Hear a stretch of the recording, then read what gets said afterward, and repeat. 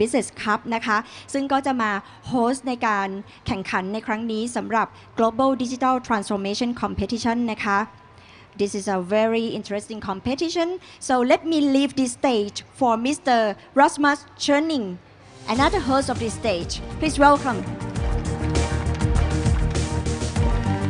Thank you Ranapi I knew that was something we were missing when we did a little dress rehearsal earlier this morning for the Global Digital Transformation Competition. Thank you for introducing it.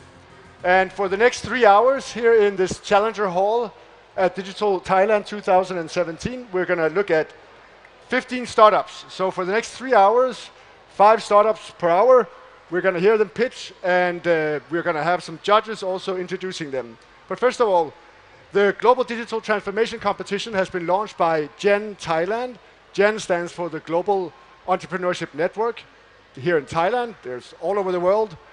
Also, they're organizing together with the Ministry of Digital Economy and Society, the MDMS as it's called, and with Creative Business Cup, also called CBC, and that's where I come into the picture. I'm the CEO and founder of Creative Business Cup since 2012, and we work very closely with GEN Thailand for the local finals here. And if you want to know more about Creative Business Cup, come to Copenhagen on the 15th and 16th of November, where you will see startups from over 60 countries actually competing. We have some judges to choose some winners here at the end of all the pitching. So when we reach around 1 o'clock, we should be able to find some winners. The judges are, first of all, from Denmark, our compatriot, Søren Stenderup, co-founder and CEO of Crowdinvest. And we have Gavin Vonkulsukit, founder and CEO of Glowfish from Thailand, here one of the locals, and from Indonesia, David Soukhasing, he's the head of the Angel Investment Network in Indonesia. So now we have the organizers, we have the judges. I just have to say also what we can win. $5,000 is to be won by the best startup that the judges find is the best. That prize has been sponsored by Mr. Chatchai Khunpitiluck, who's the vice president of the Digital Economy Promotion Agency. We also have the prize of going to DC for the 1776 Challenge Cup. I'm speeding up a bit because we have to make sure that we have enough time to listen to 15 brilliant startups from Thailand and from all over the world. We're going to start out with startups from Australia and from Kenya and from Bahrain and then move on. But first of all, we have from Australia, Storyboard.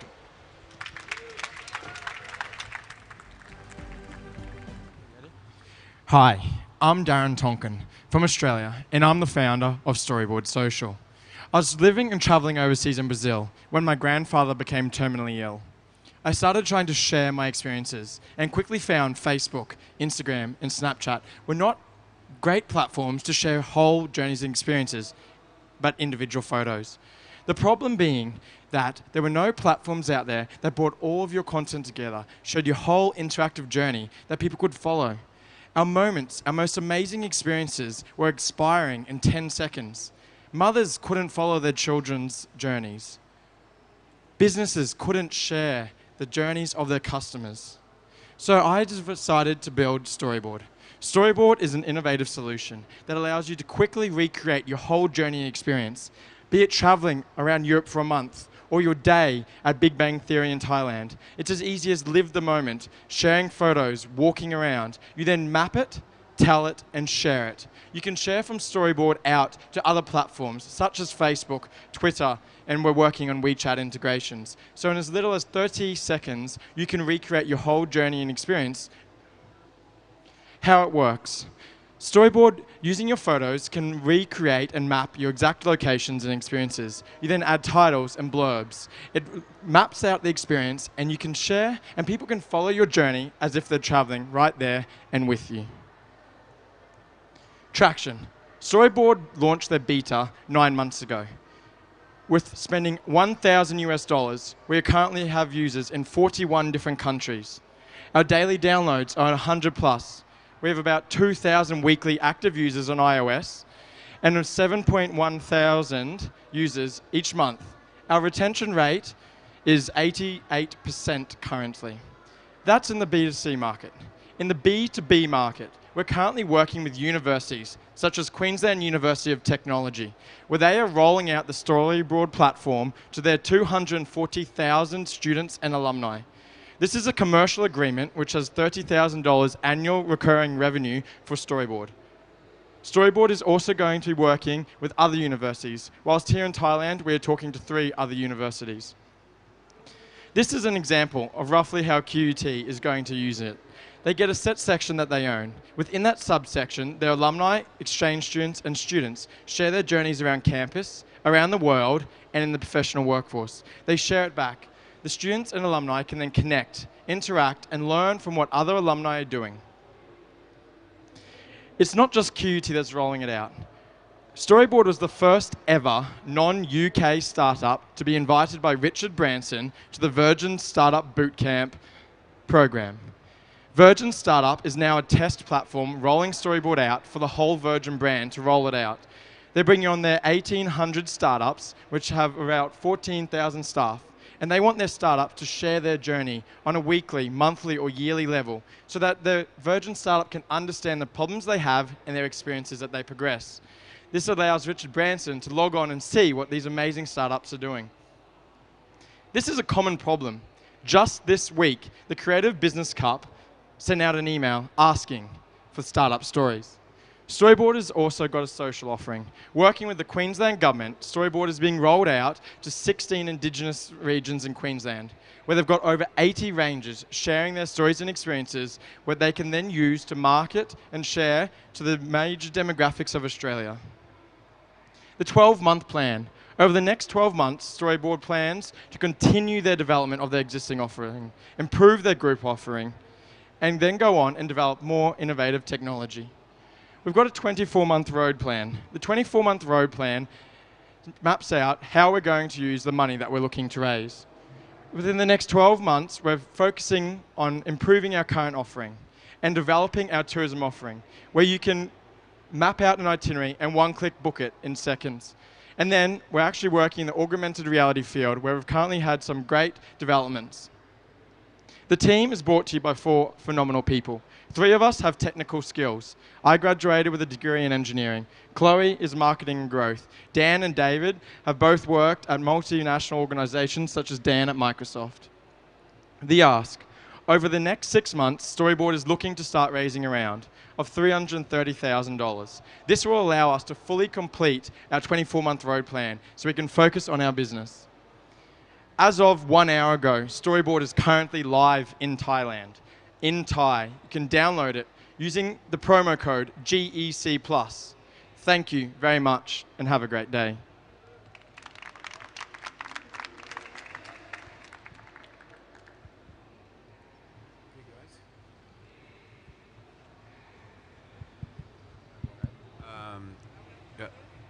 Yeah, thanks for the presentation. And we now have Q&A. What's the monetization plan on the B2C side? How do you make money? Okay, so the monetization on the B2C side, so I flick through and get, on the B2B side, there's obviously integration and ad platforms, as you can see, such as a Virgin plane flying. And there's the revenue from advertising, which is low-lying in the startup industry, we know. However, there's customization of maps. We can bring out a wide range of customizations of maps that we're testing with end users for possible purchase of unique things. Currently, people like to purchase customization, like in the gaming world, League of Legends makes all their revenue off skins, and we're going to test if the B2C side is willing to pay for maps which add a lot of difference to their stories. A last question on my side. On the B2C side, what's the customer acquisition strategy? How do you acquire? How do you move from, like, say, a couple of K users to, I say, like, 2 or 3 million users? So Storyboard, initially, we are a standalone platform, but we're building ourselves more as a utility to existing platforms to leverage the likes of Facebook, Twitter, and these existing platforms. There's no point us going out and just trying to get everyone only using our platform. So we've got great integration that we're working directly with Facebook and the head of Facebook Mobile with. We're looking at bringing in a Dropbox style referral program. So there are limitations to what you can do as an end user on Storyboard. If you invite friends, we will give you more said custom maps. We will give you the ability to do more to encourage people to invite. And that is some of our growth strategies. When do you think you'll be cash positive? So cash positive with our current projections, when we get 12 universities, we'll be in the cash positive. So we're predicting that will be within 24 months. When advanced negotiations, we've already signed one university and we're talking to 3 more now.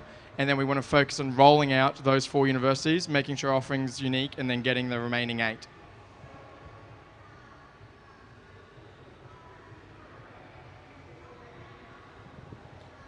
Now, who is your closest competitor?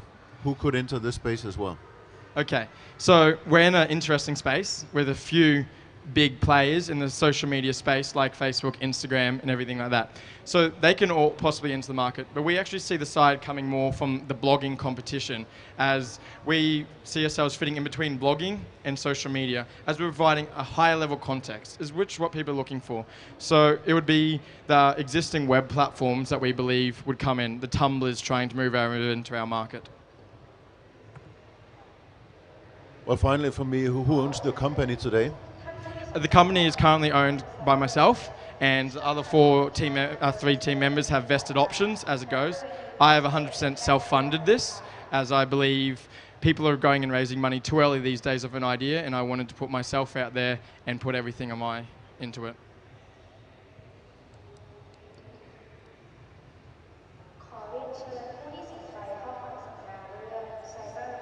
Okay, thanks a lot. Cheers, thanks guys. Okay, thank you to Storyboard from Australia, and now we have our next, the second startup, BlockMD from Thailand.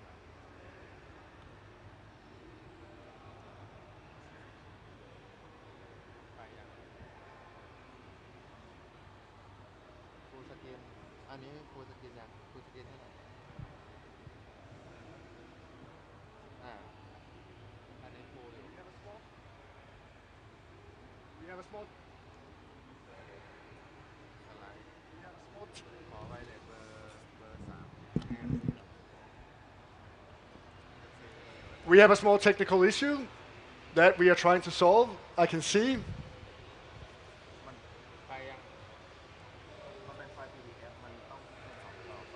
Why don't we redo this? BlockMD from Thailand, come down here, and then we have a new energetic start in just a few minutes, instead of having you up there in the light.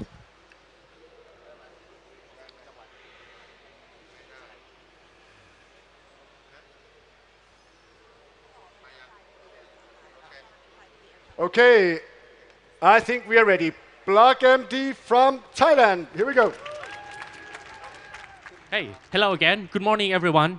We are BlockMD, the health information exchange platform on blockchain.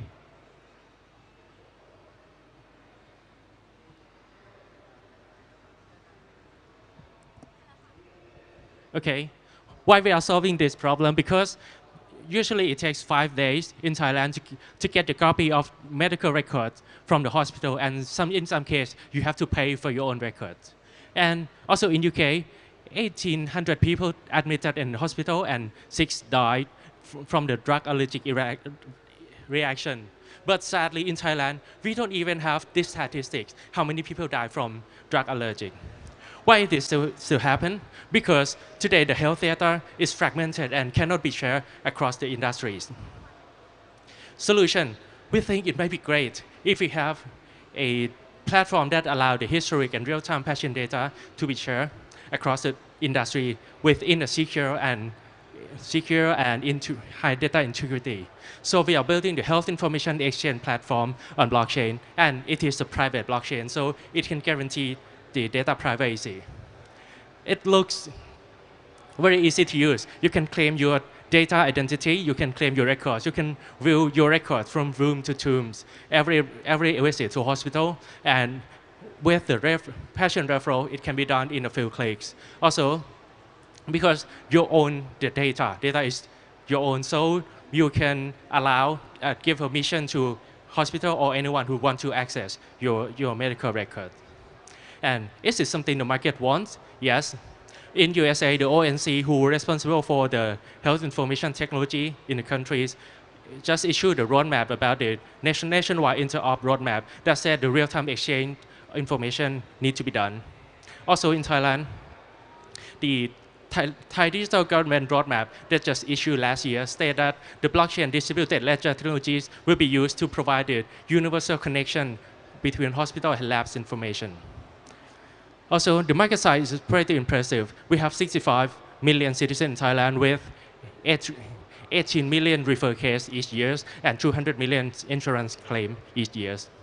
And our business model, we collect $2 for each access of information. 1.9 will go to the hospital who spend their resource collect the information, and also 0.1 US will go to the BlockMD, and we expected 7 million revenue in 2012. And our market strategy is, first, we work with insurance because they hold the money. They're the one that can enforce hospital to do. And also we're working in partnership with the AIS, which is the biggest telecom operator in Thailand, and also the Line, which is the biggest chat platform in Thailand. Also, to boost the adoption rate, we will help the data migration from paper-based. Also, our competitive advantage is we are very first to the market. Our platform is an open platform, so we can create a stickiness from the ecosystem, and we have the incentive for hospital to join the ecosystem. Our team consists of very impressive people. We have 4 blockchain developers and 2 doctors in our team who totally understand what the medical records and data standard works. And we have a partnership with IBM, Microsoft, and HP to help us on the platform and the technology side. Potential customer, we are now working with the NHSO, which is the biggest public health insurance in Thailand. We are going to do the pilot next month, and we'll be done in 5 months. And other than NHSO, we are working with the drug reaction board in Thailand to do the POC to share the drug reaction information across the countries. And also we are working with a private insurance that I can name on the stage about the health insurance claim with the medical records transfer from hospital.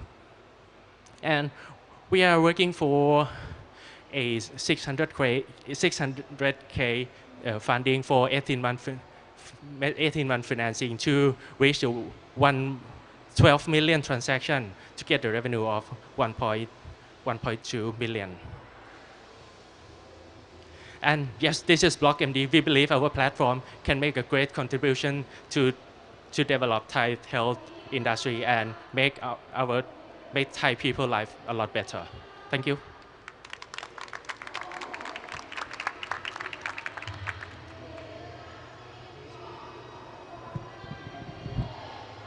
Could you step back to the team slide? Yes, sure.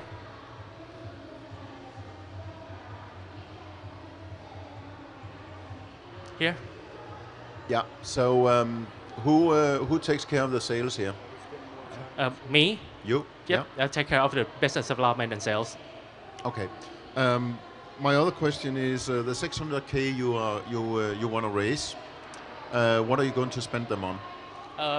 Most of them are to get more developer on our team, and the rest will be to build the system or the platform that help transport the paper-based data to electronic data.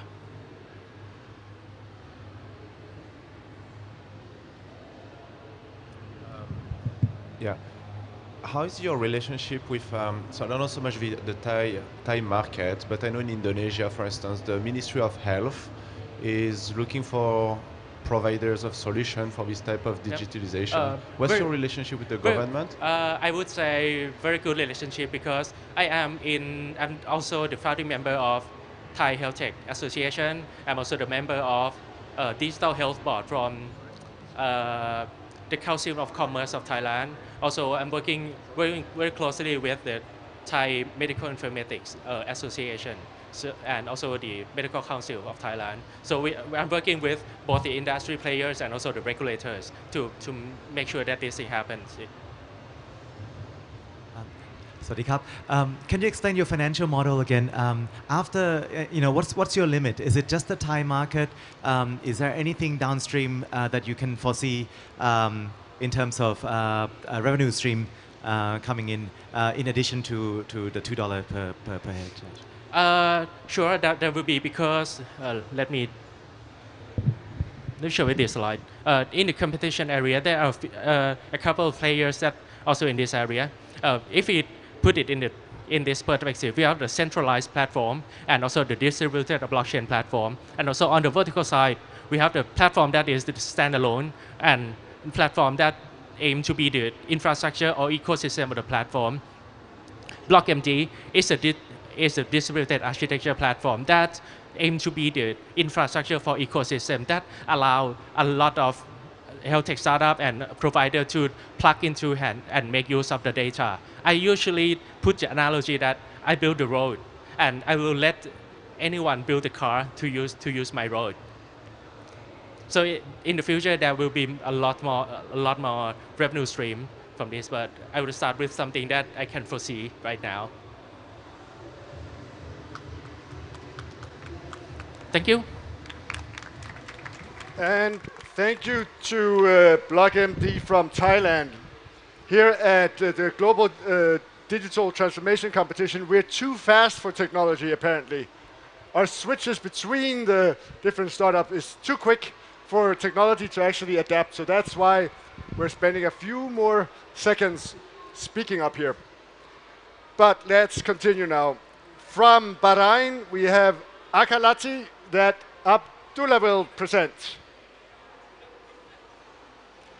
And where do we have Abdullah? Akalati? We do not have Abdullah. Then we move on. I know that must be a bit surprising for Juice from Glowfish, Thailand. Welcome up on stage. But here we also just have to make sure that we get the right.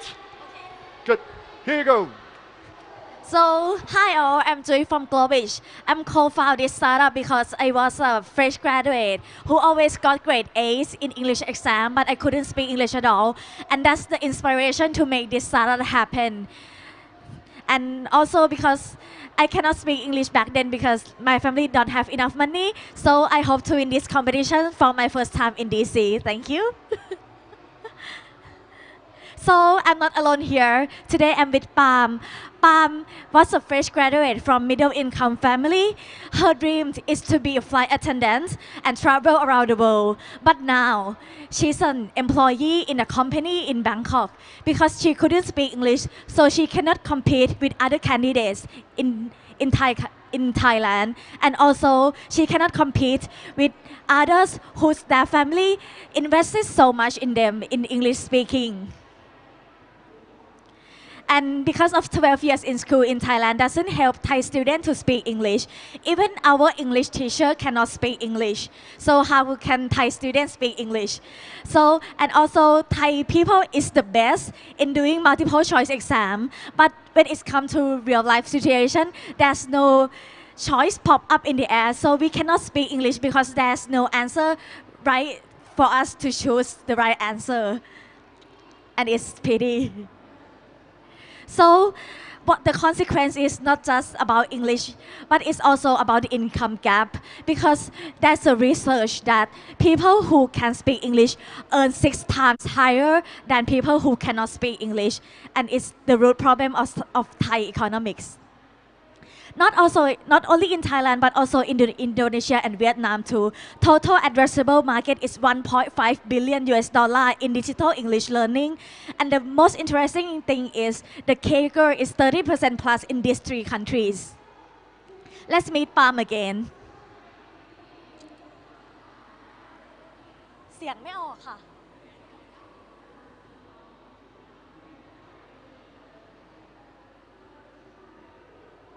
So she said that she improved her English so much better after she learned with Glowfish for 8 months.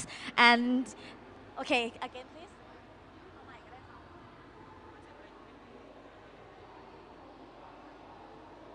It's okay.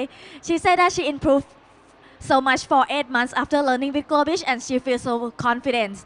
The confidence is the main thing that Thai people don't have. สไลด์ต่อไปค่ะสไลด์ต่อไป ไม่ต้องแล้วค่ะสไลด์ต่อไปเลยค่ะ Next slide please.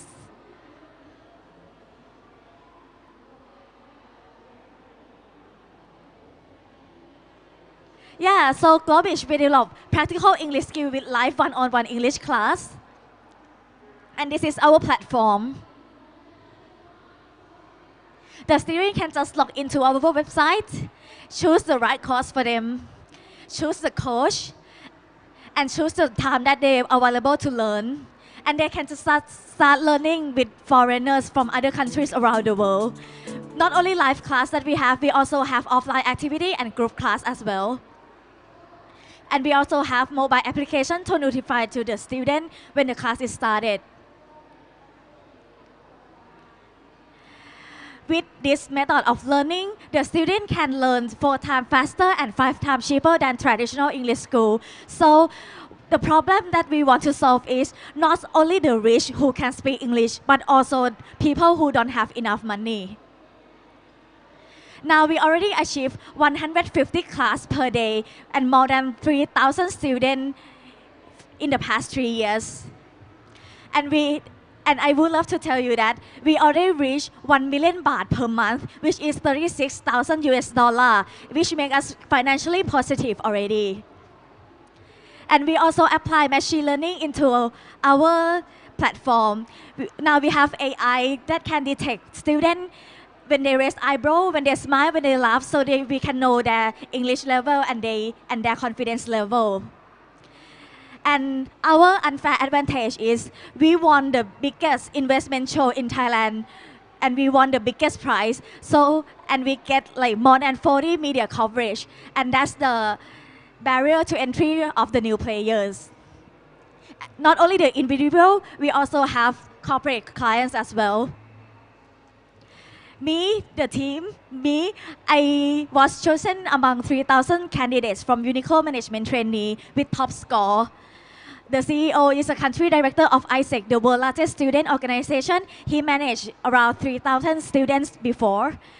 And also the CEO is from Columbia University. He co-founded manufacturing and marketplace startup before. And now our milestone, we are going to online practice. We are developing our HR system for business to business market. We're gonna have kids market, and we're gonna expand it to Indonesia and Vietnam too. And it's not just about language, it's also about education for equality. And the equality is not just about the money that you have in your pocket, it's also who you are.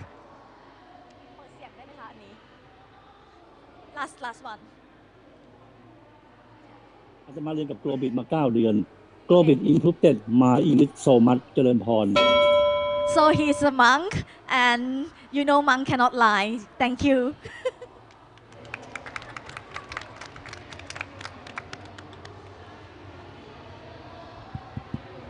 Thank you. Can you share a little bit about the pricing, right? For $400, what do I get as a customer? The pricing, yeah. The pricing, the cost is around 12,000 Thai baht, which is around 36 US dollar. 36, okay. And for 6 months. So it's equal to around 2,000 baht per month in Thai, which is very affordable price for everyone. Okay.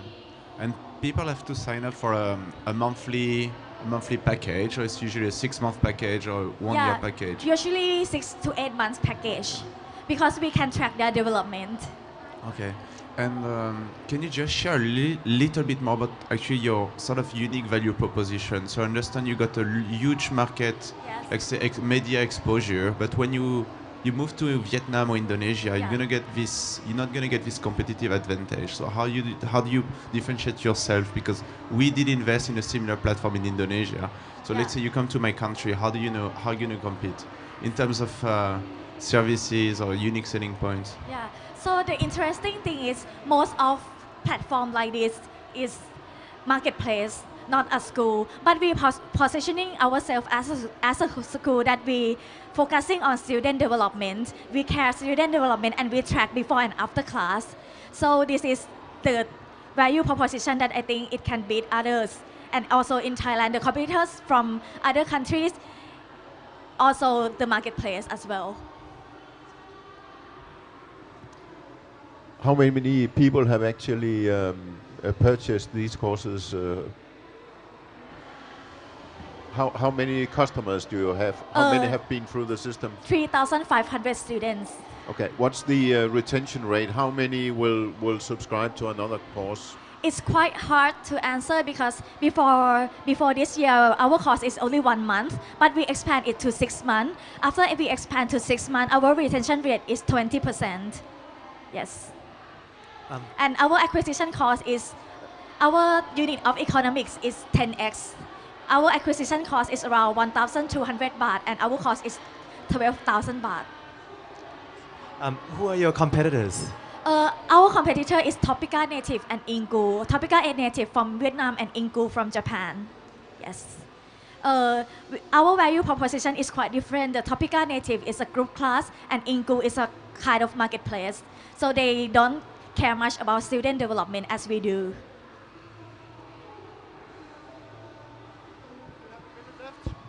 Thank you. Thank you. Thank you, Juice, for such a good performance under such difficult conditions. I thought my song and dance up here was enough time for the laptops here on the side of the stage to be rebooted and everything. I think they're still working on starting up PowerPoint. And while we're waiting PowerPoint to start up, if anyone sees Abdullah with the firm Akalati from Bahrain, we still would like to see him up here on stage, but we are going to move everything up a bit so that we're not wasting anyone's time. So we're going to continue the program and move every startup one step up, just so you know that. So that means that we're soon going to hear from the Chinese startup, but I'm just going to wait for a sign, and I got the sign. So next in line is the company Top Viewer from China.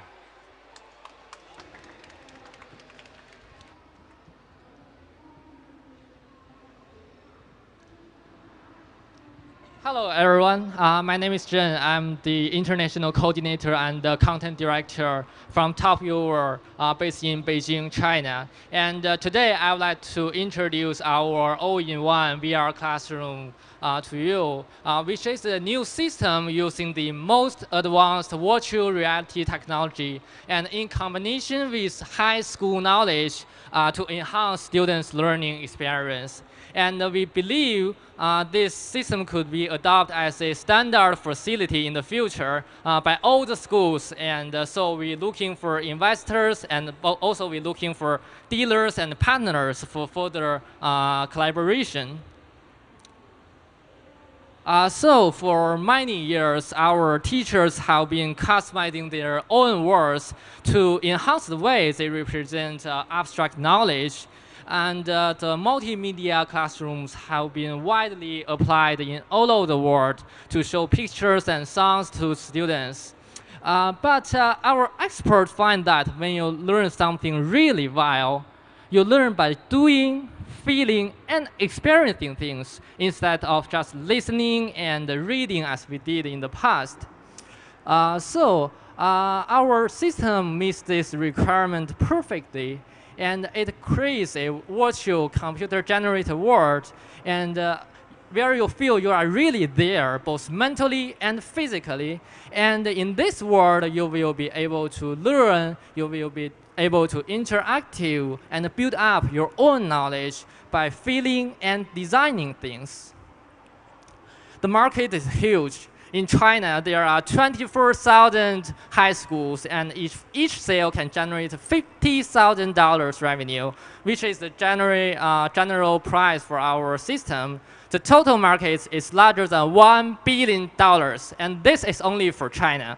For other developing countries, for example, the Thailand, the India, the Indonesia, we believe this affordable VR classroom could also bring revolution during the digital transformation of education, especially if you consider the fact that all our contents are designed for nature science, which can be easily and universally adopted by local schools and be easily translated into local language. And we have already developed strategic partnerships with two major hardware vendors in China. And we also collaborate with the People's Education Prize in China to promote the marketing. And in the past days, we usually sold our systems directly to high schools. But now we are thinking about collaborate more with dealers and partners so that we can spend more time on product research and development. And we have a brilliant team. We have very experienced educator and manager. We have super good marketing people. We have hardware engineer, and we have software programmers. But most importantly is we collaborate with high school teachers who knows the school and who will make sure our quality meets the requirements from all our high schools. And since our first product launched 5 months ago, we have already sold 2 systems, which brought us $100,000 revenue. And in the future, we are looking for developing more contents and collaborating with more partners. So the goal for next year is $1 million. And to achieve this goal, we are looking for $450,000 to hire more content developers. And join us if you want to be part of this upcoming market, or just feel free to talk to me after this talk. Remember, this is not something a little bit different. This is the next generation of education. My name is Zhen. Thank you.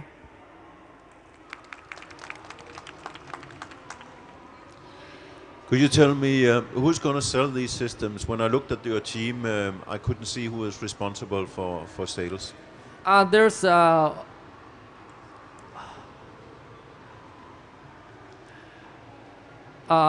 if you can see the person on the right, his name is Zhao Yue. He's pretty good at marketing, and he has a good networking with schools. So he's a primary person to sell this system.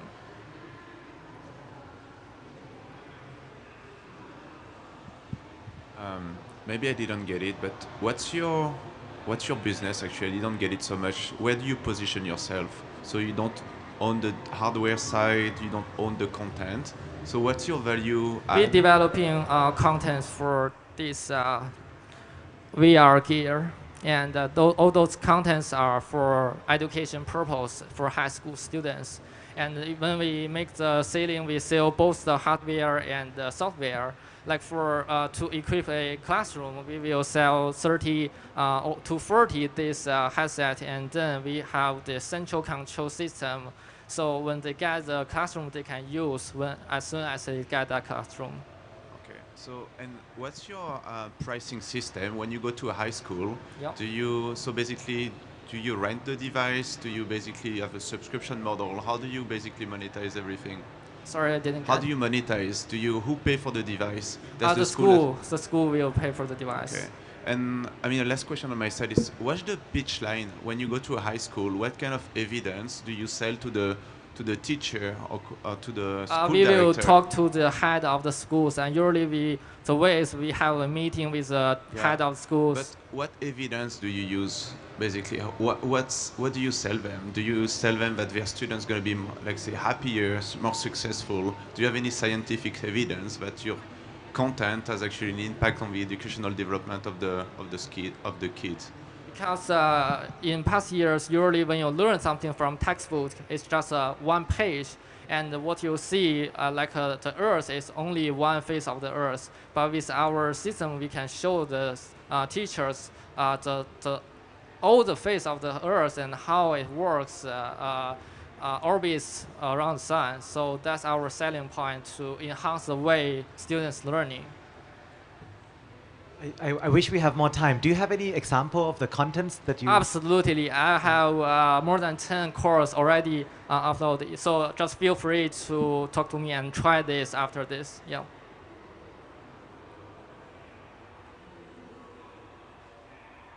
No more questions from the jury? Okay, thank you very much to Top Viewer and Zhang from China.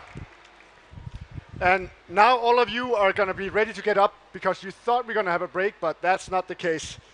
Because we have identified where Abdullah and Akalati are. They will come and they will present at the end. But we're moving all the startups up once. So next in line is the first startup that we were supposed to hear after the break. We're going to get him before the break. And it's Kenneth from Playdexter. Is that what we're going to call it now? You better explain it. From Denmark, Kenneth and Dexter Labs. Thanks, Larry. All right. Hi, everybody. I am Ken. I'm co-founder and CEO of Dexter Labs, and we're on a mission to help the world embrace play. We want to help parents understand what their kids are capable of, and we want to empower kids to grow to their natural potential, and we want to do that purely through play. There we are. So the problem is that me as a parent, any of you have kids? Søren, kids? One, right? So the thing with kids is you have absolutely no idea about how they're thinking. You have no idea how you can activate them in a way that's based on the things that they like and love to do. You have no way to understand exactly how your child is developing as it's happening real time and following that really, really closely. The only thing you have is like half a year follow-ups with the kindergarten where you get sort of a top view opinion of some pedagogue that's following your child.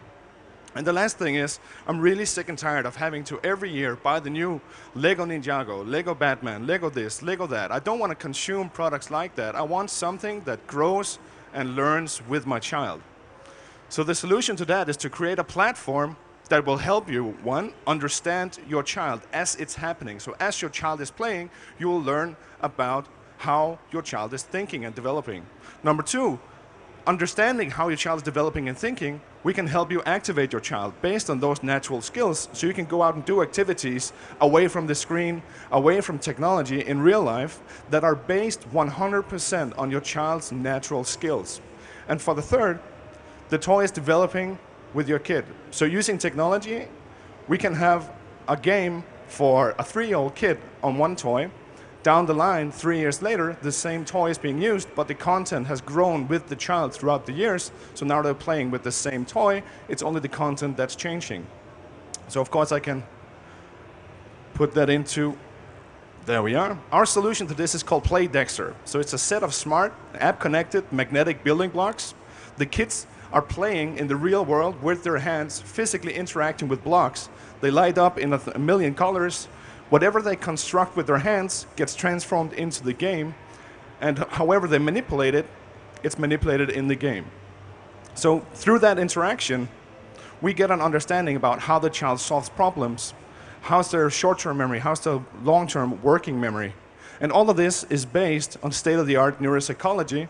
We have our own neuropsychologist on board who's developing every game together with our game guys based on state-of-the-art research.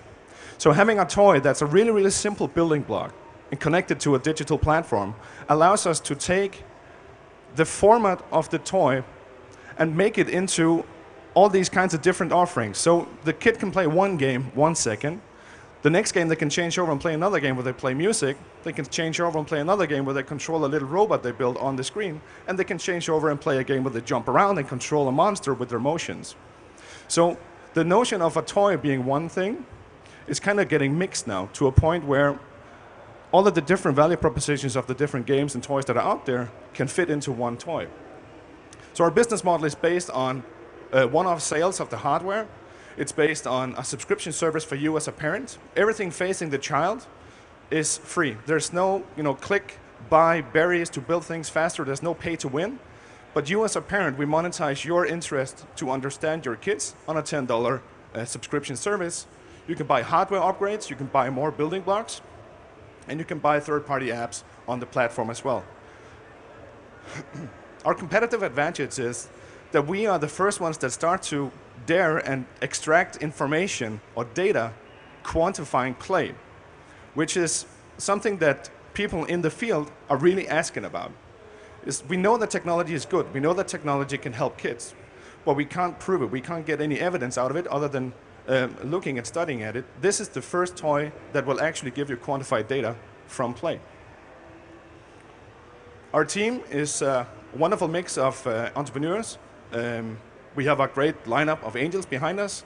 We just closed one of the biggest toys families, angels in Denmark, living in Hong Kong and giving us access to his entire network. We're flying to LA to meet some of his partners there from one of the big brands here in November, and introduced us here in Thailand to the biggest distributor of educational toys that we had a meeting with yesterday.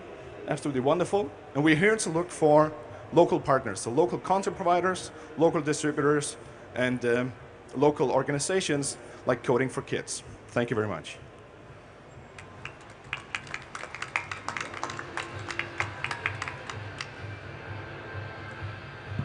What's your sales track record so far?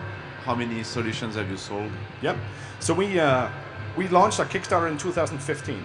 That absolutely blew up in our face. We tried selling before we were ready for it. We tried selling before we were ready to show what it was that we wanted to do, and we couldn't tell our story. But we got 50 families from around the world from that, and that's given us access to 50 highly incentivized families that are doing the final development with us.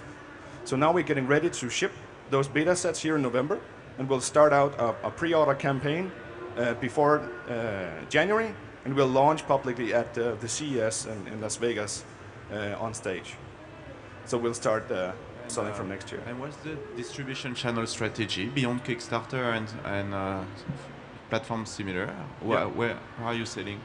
So we start out in a direct sales, affiliate sales, bloggers, YouTubers, driving traffic to our own website, converting them on our site, expanding that onto Amazon afterwards, and then moving into brick and mortar for next year, so retail chains. So that's why we already now start talking to distributors and to retailers this year. After the CES, we'll do a roadshow to the different toy fairs, and we'll start making the deals for the Christmas sales the year after are made already now. So we're starting those talks as early as possible, and we want to go to retail as fast as possible.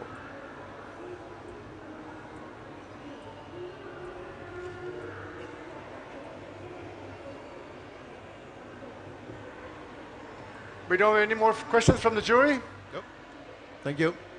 All right, thanks. Thank you to Kenneth and Dexter Labs. And the reason why I pronounced his name wrong before was because a company called Dexter Tactile competed in Creative Business Cup Denmark in 2015, I believe it was, and went to the global finals. And right now we have in 60 countries national finals, CBC Thailand, CBC Russia, etc. And Dexter won the Danish in 15 and went on to the global finals that same year. Now we have a break. And we're going to take a 5-minute break where our tech people can go through the necessary things they need to do. And then I'll see you back in 5 minutes. Thank you.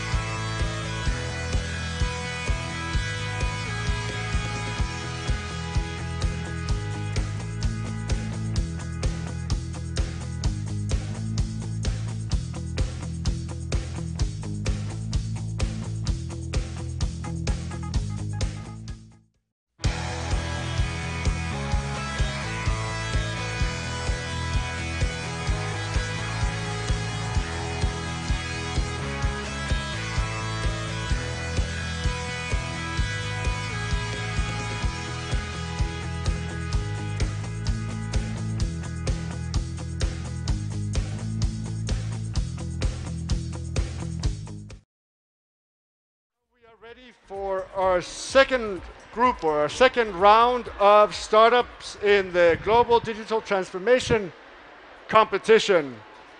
We're going to hear now from 5 startups, and they're going to be from Estonia, Thailand, Indonesia, Korea, and Kenya.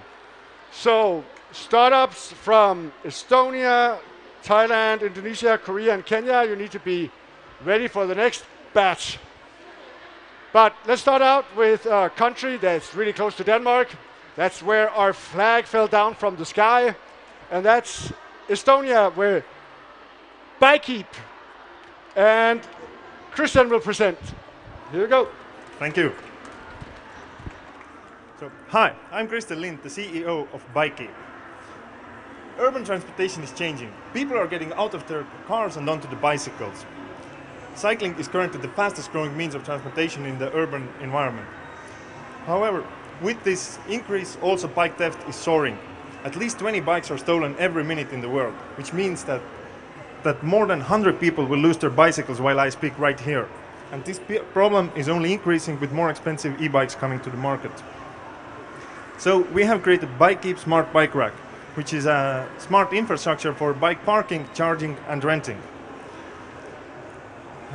Basically, it's a docking station for your personal bicycle. Today, in a perfect urban environment, cyclists can choose between using a shared bicycle or owning a personal bike.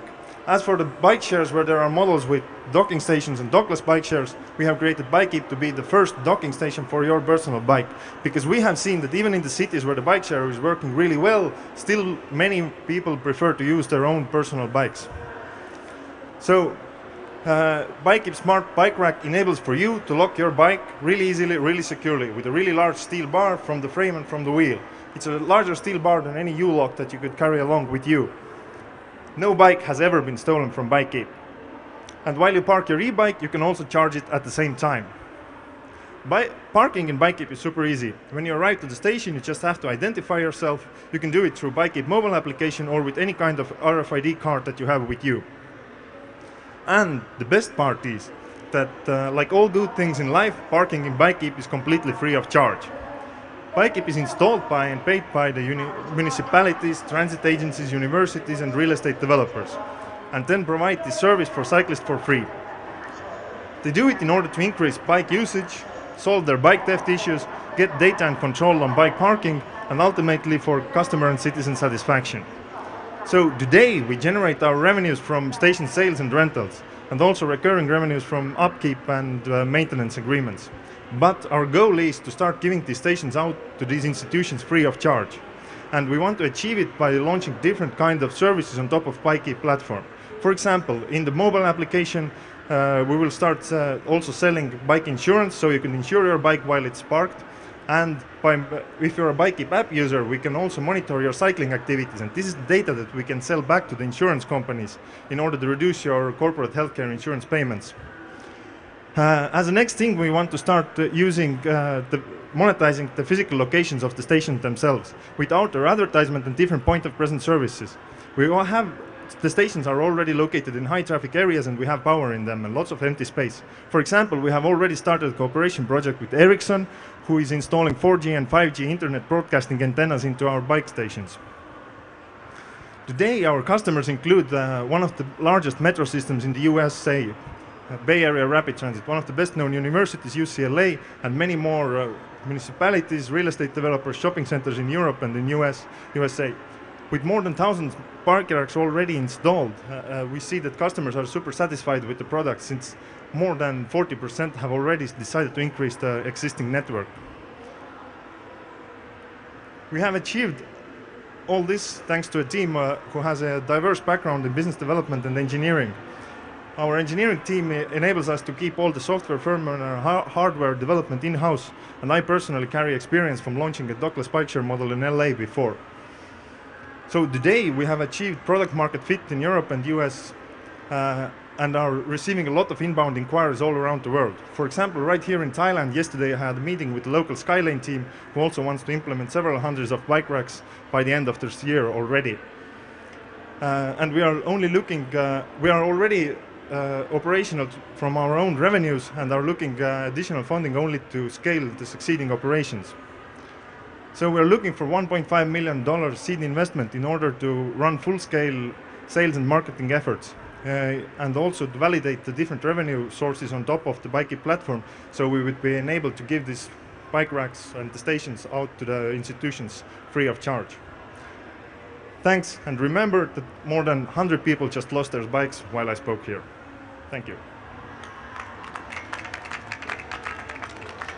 Well, first of all, thanks for a great presentation. As you probably know, Denmark is, well, not the bicycling nation number one, that's Holland, but we are certainly number two. And this year in Copenhagen, the number of bikes exceeded the number of cars in the streets, which hasn't happened for the last 60 years, so biking is hot right now. Now, in terms of your revenue model, could you tell me a little more about that one? Well, today we sell and rent the stations to the named institutions, and this is where we make most of our revenue, also charging recurring from the upkeep and maintenance agreements. But our goal, as I mentioned, is in order to start getting those out for free as well. Do you want to hear? Well, you know, I'm worried about if you have any indications that there are private payers who want to spend money, or it is seen as a public payer. No, there's actually most of our stations are out there from private companies. Shopping centers, for example, and real estate developers are the ones who move the fastest, and they have bought most of our stations actually.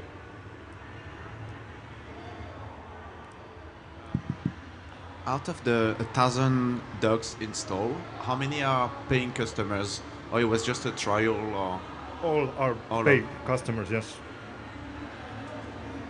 And I mean, you were just sharing, you see more potential with private companies or with public institutions like the municipalities are there where in the end the bigger money is, but they just move slower. It's going to take time. The public companies like real estate developers and shopping centers are able to move really, really fast. So this is why we also deal with them in order to keep our sales revenue positive. But in the end, the bigger money is in municipalities.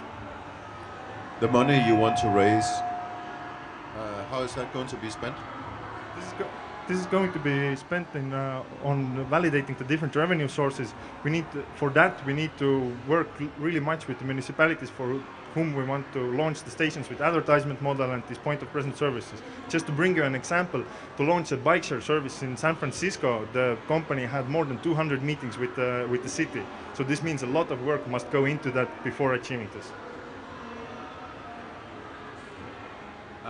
Where do you manufacture everything? Currently, we manufacture in Estonia. This is where we started our operations and where our manufacturing is happening today. And going forward, when you're going to have, like, say, multiple countries and so on, what's your plan? To centralize everything? No, not to centralize everything. And we have to move, first of all, what we want to move is manufacturing of electronic components to China. And then after that, the hardware part or the metal part of the racks will be more in location related. How easy is it to copy this concept? How easy it is to do what? To copy it? To copy it? Well, first of all, we have already a patent issued for the system and method of bike parking. And we also have the hardware and firmware built on it. I mean, it is possible, but it takes a lot of time. It has taken for us a lot of time, and there are a lot of baby mistakes that will run what we have already achieved to come over. Okay, thank you. Thank you. And thank you to Estonia and Bikey. And now I'm going to teach you two Danish expressions. One is called the raisin at the end of the sausage. Apparently, we used to have raisins at the end of sausages, and it means saving the best for last. We can't say if that's the case in this competition, but there's also another expression, and that's threading water. You know, when you're in a swimming pool and you just have to use minimal energy because you're afraid of drowning, you have to thread water. And that's what I'm doing right now, because I've been asked to spend about 30 seconds for the technicians to change a portable. And I think they managed to do that simply by threading water up here on stage. And I'm done with that, because we're going to hear from Ramitas, who will present InfoFeed, and she's from Thailand.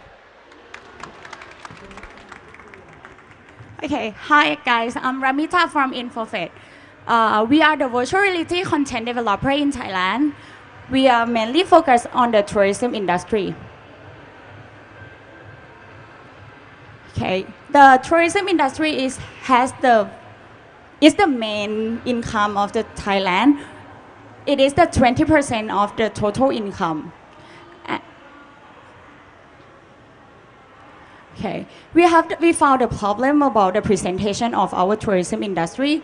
They use the traditional style of the presentation. There are lots of text, pictures, and also the video that was about the old technology.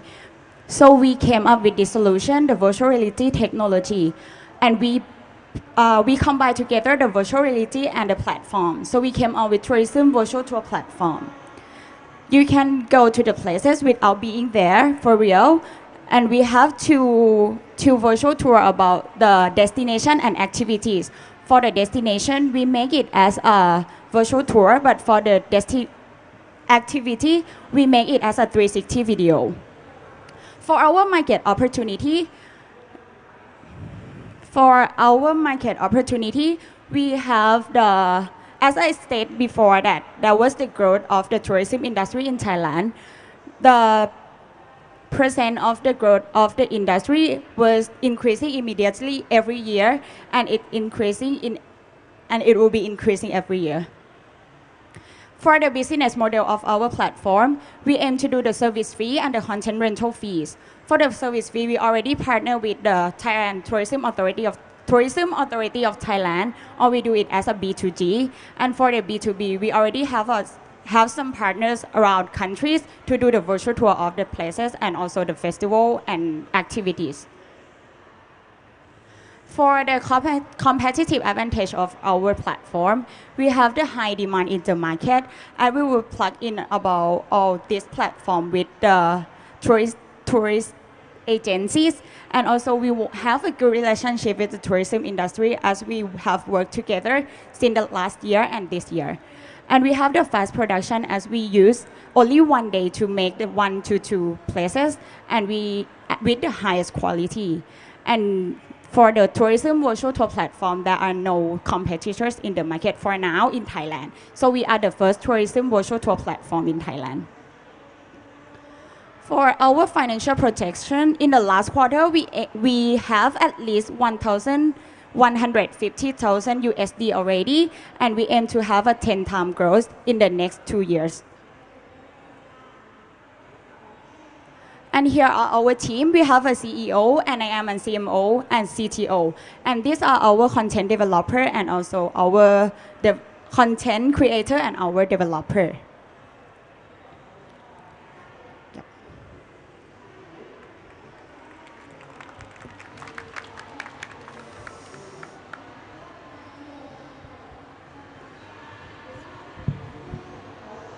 Is there anything to prevent other competitors from entering into your space?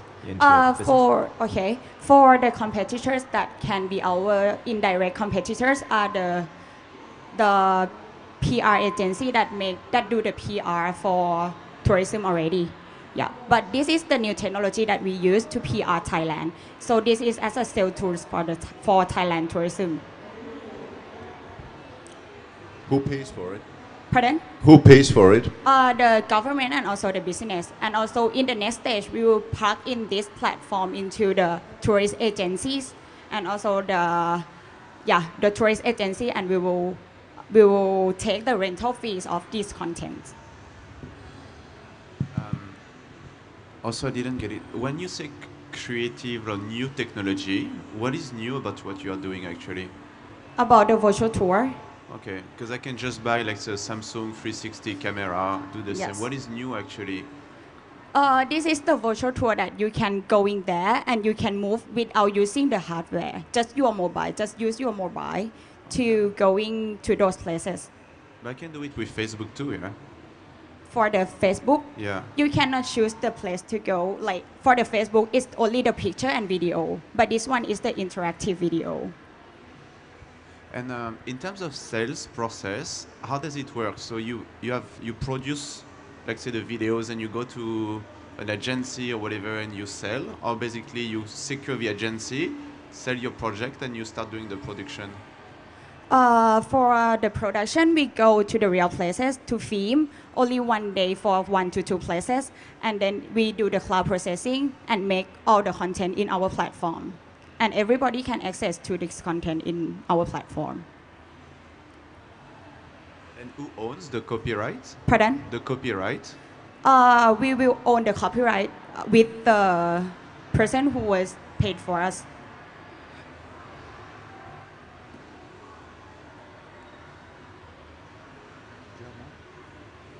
No? Okay, thank you very much. Thank you. Okay. Thank you very much to Ramitas and InfoFeed. And now we have a startup from Indonesia, Kinetic Medical, that Alvin will present. Welcome on stage, Alvin.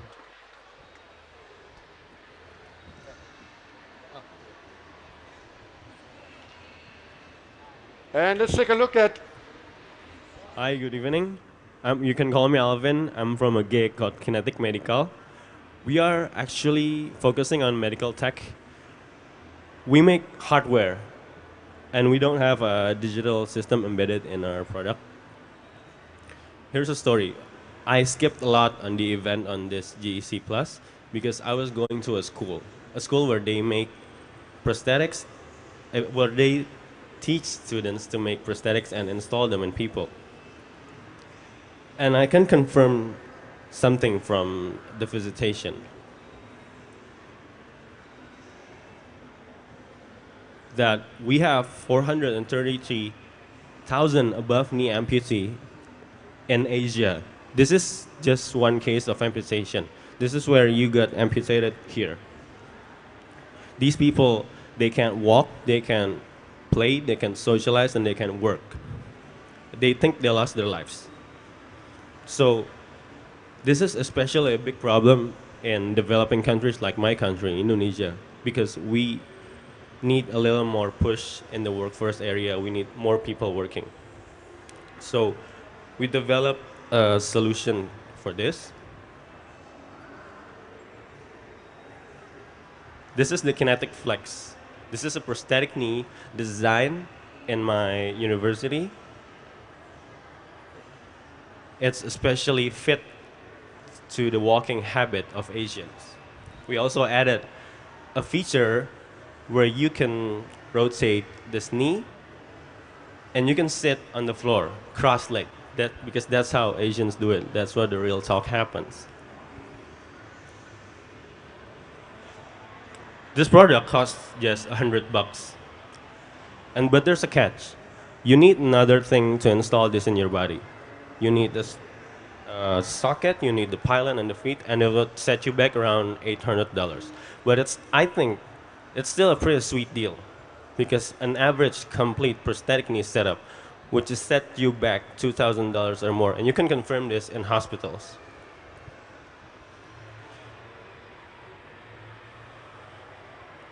Okay, and that's how it looks when it's installed.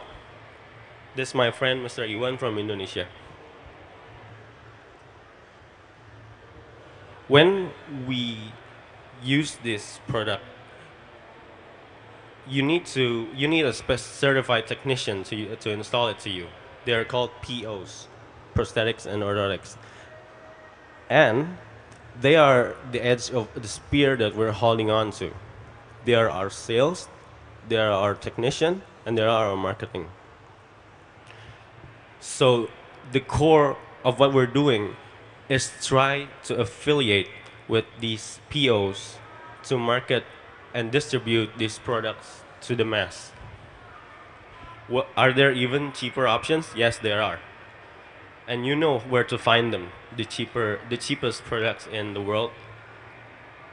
Sometimes they cost only $35, and these are not supported by the people who's going to install it in your body. So I won't recommend. It's a high-risk purchase. So we believe that by being here, we can help those who think they lost their lives.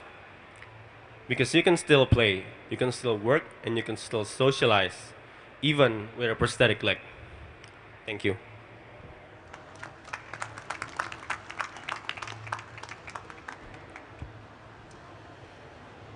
Well, it's an interesting development.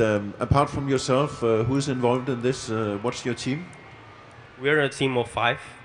I'm the engineer, and one other is business development, and 3 others is sales and marketing.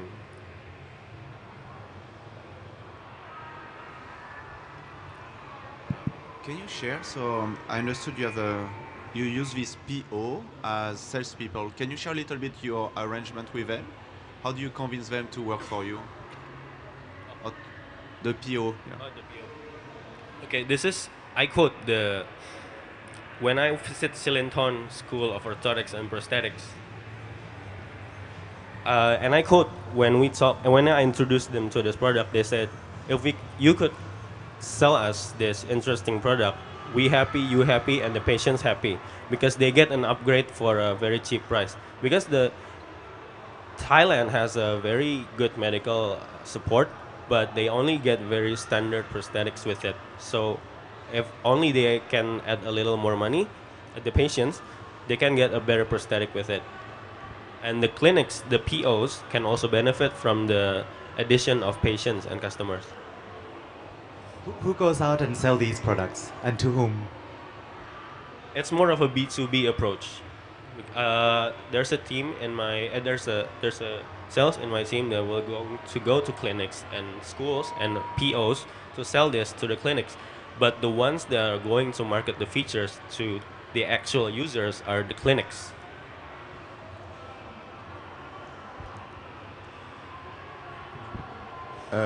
What's your sales as per day? How many have you sold?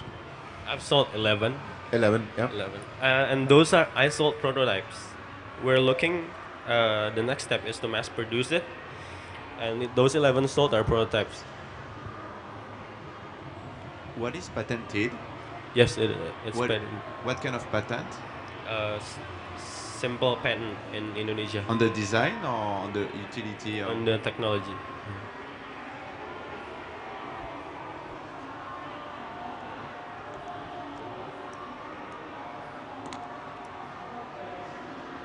Other questions from the jury?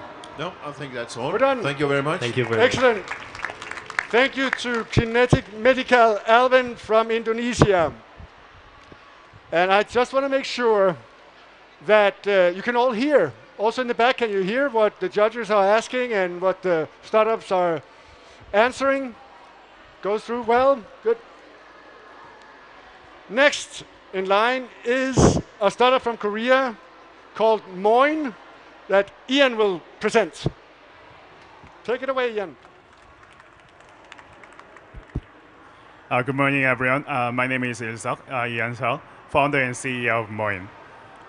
Moin is a global money transfer company based on blockchain technology. Starting last year, we sent money from South Korea to China and to Japan. And we have plans to expand into Southeast Asia next month. Over the past few decades, the global remittance market has been growing continually. In terms of region, Asia is the biggest one.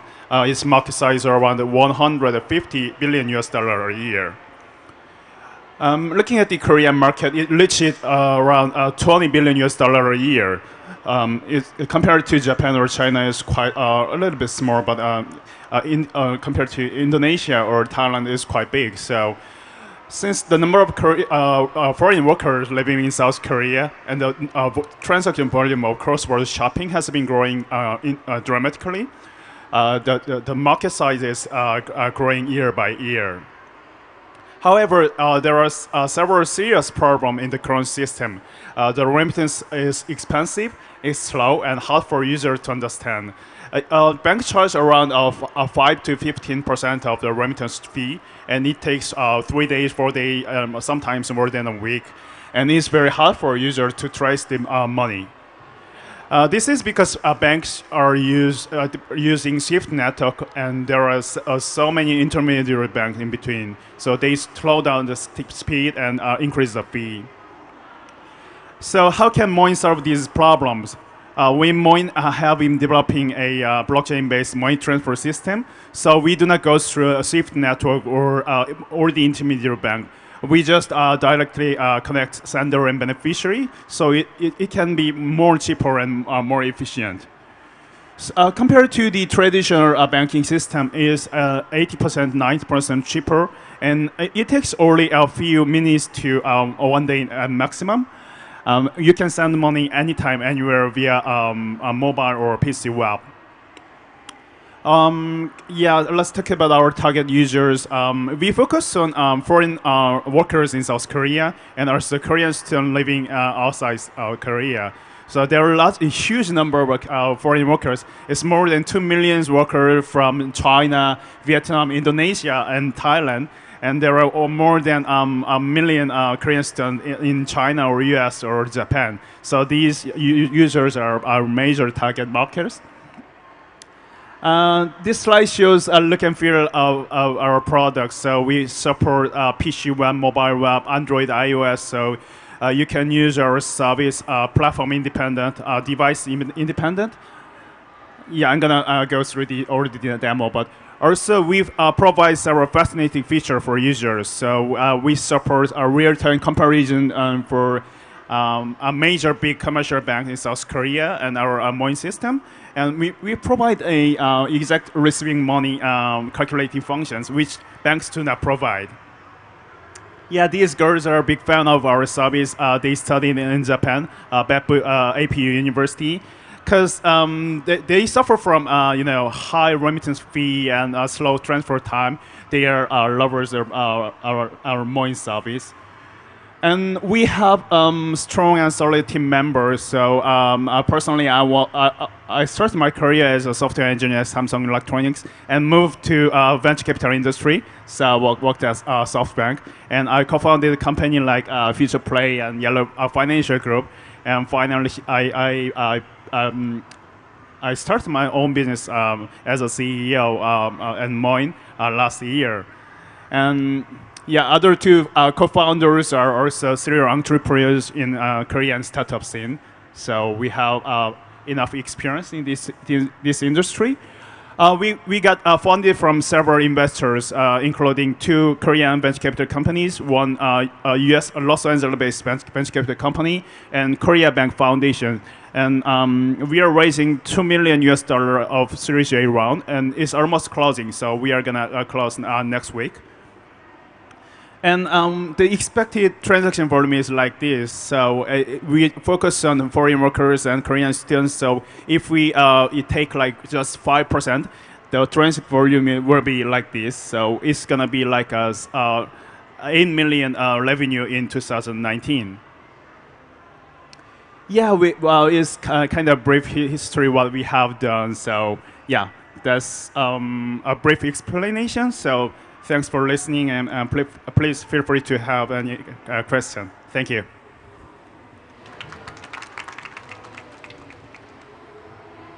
Thank you very much. It's nice to see another blockchain project. Yeah. How are you getting your customers for this? That's a very good question. In the beginning, we focus on our parents who have children in outside Korea. But parents are kind of conservative, and they really believe in banks. So what we have done is like we have a partnership with Korean Student Association in China, in Japan. I was in Beijing the day before yesterday to meet Korean students. So we have a very good relation with Korean students. So they convince their parents. So that's the way we do our marketing for this product. And foreign workers, there are such a religious places for Indonesian workers or Thai workers. There is some kind of playground or something. So we do offline marketing. We meet them. We try to convince them not to go to bank. Actually, they do not have much time to go to bank because they work weekend and nighttime. So it's much easier for them to use our service via mobile. Yeah, that's. Now, blockchain and money laundering is something that is discussed very much. How are you handling that subject? Yeah, that's also a very good question. We are in South Korea. There is a license called money transfer license. So we are gonna hold this license. It's very new one. It's just 1 month ago it started. So we are a totally legal entity, and we do KYC and AML procedures. So we have watch list, like U.S. sanction list, Japanese Yakuza list, or something like that. So we do clear everything. It's very clear and it's totally legal. Can you repeat the volume of transactions since February 2016? It's not big. It's like you can imagine several million dollars up to now. Yes, we do not open the total transaction volume, but it's like a several million transaction volume up to now. And we charge just certain amount of money for the revenue model. So it's not like there is a hidden fee. We do mid-rate, FX. So it's very cheap. It's around 1.5% to 2.5%. So that's our main revenue model. Who are your competitors in this? That's a good question. So big commercial banks, they are the original players. So they are the big ones. And maybe internet banks can be a competitor for our service. And from this year, there are two major big internet banks service started. So one of them provide this kind of service, but they use Swift network, and it's same what Citibanks do. So they can be our competitor, but we have more such a good rates and more faster transport time or something like that. Okay, thank you very much. Okay, thank you. Thank you to Ian, representing Moin from Korea. And now you thought we were going to have a break, but we have moved up all the startups. So we're going to continue. And I just want to get a signal that everything is fine. And it's not yet. What else can I say? Oh, we are getting there already. Okay. From Kenya, we have Alex representing Brick Education. Here you go.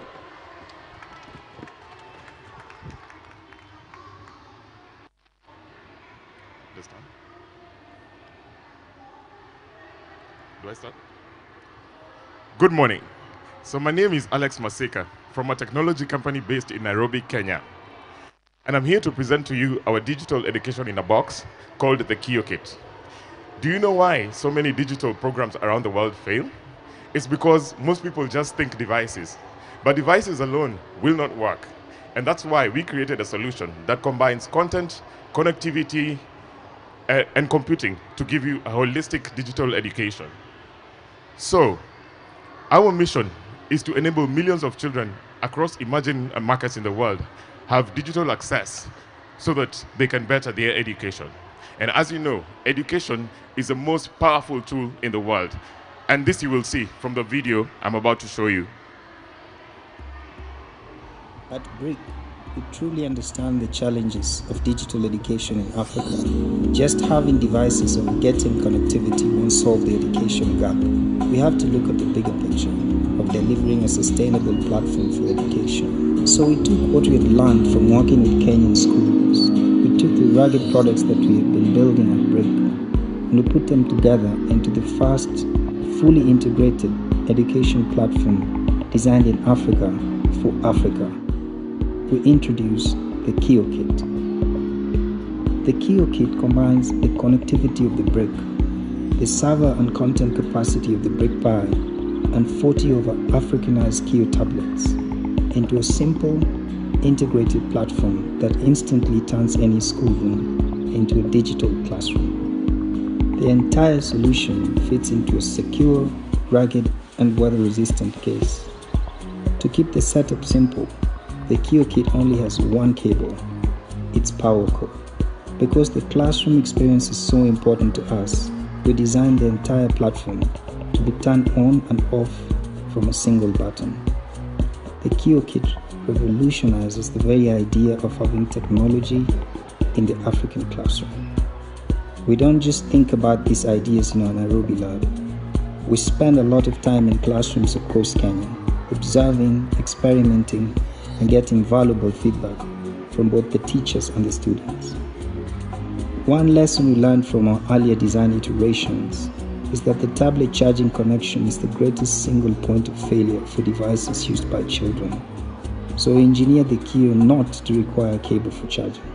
The Kio kit includes the first practical use of wireless charging for education tablets, where the student simply drops their Kio into the kit and it begins charging. Another thing we observed in the classrooms was the teacher's challenge in describing how to put on the headphones correctly.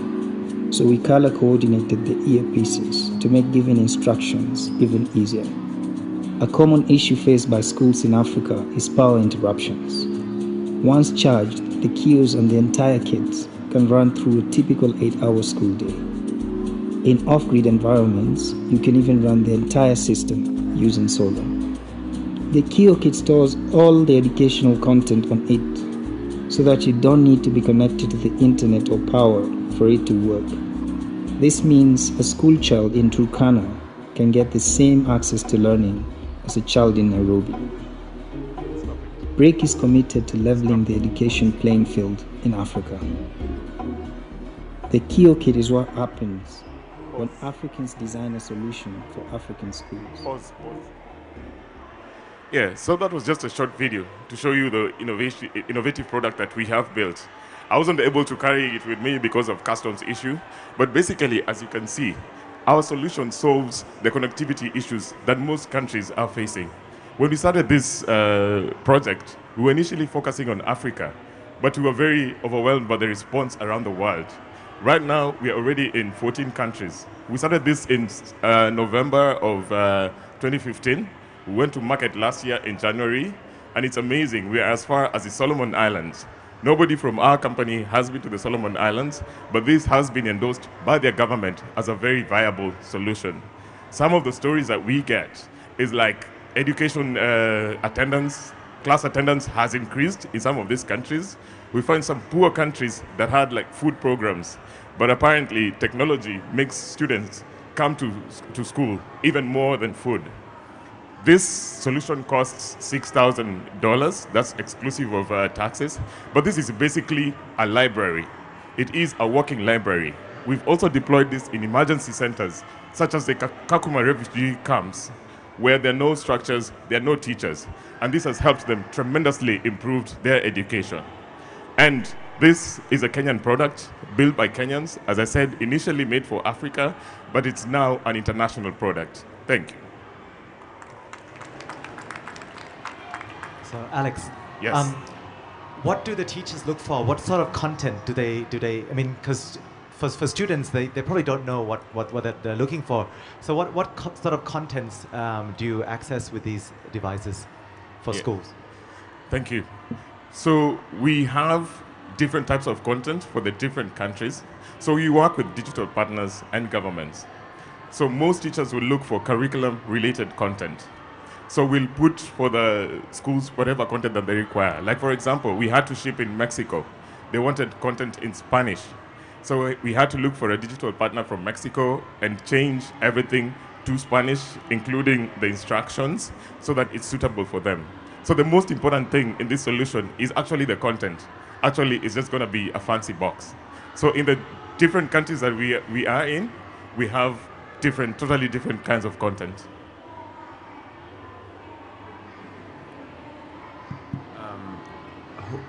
Who do you sell your product to? Who are your primary customer base? So our primary customer base is schools mainly, and and emergency centers. So initially when we started, we were just targeting schools, but this has evolved and now it has new use cases. So for example, we have women groups in the rural areas that are using this to study. We are now deploying it in emergency centers. We've also gotten a recent a very useful use case where people in emergency centers want to put videos on how to do first aid, because sometimes when there's crisis, there's not enough medical help. So they're putting in videos there and training people just to do basic first aid so that they can help the people. Because as you saw, it doesn't always require internet. You'll only require internet when you're updating the video, but once it's updated into the microserver, you don't need internet. It can be used anywhere.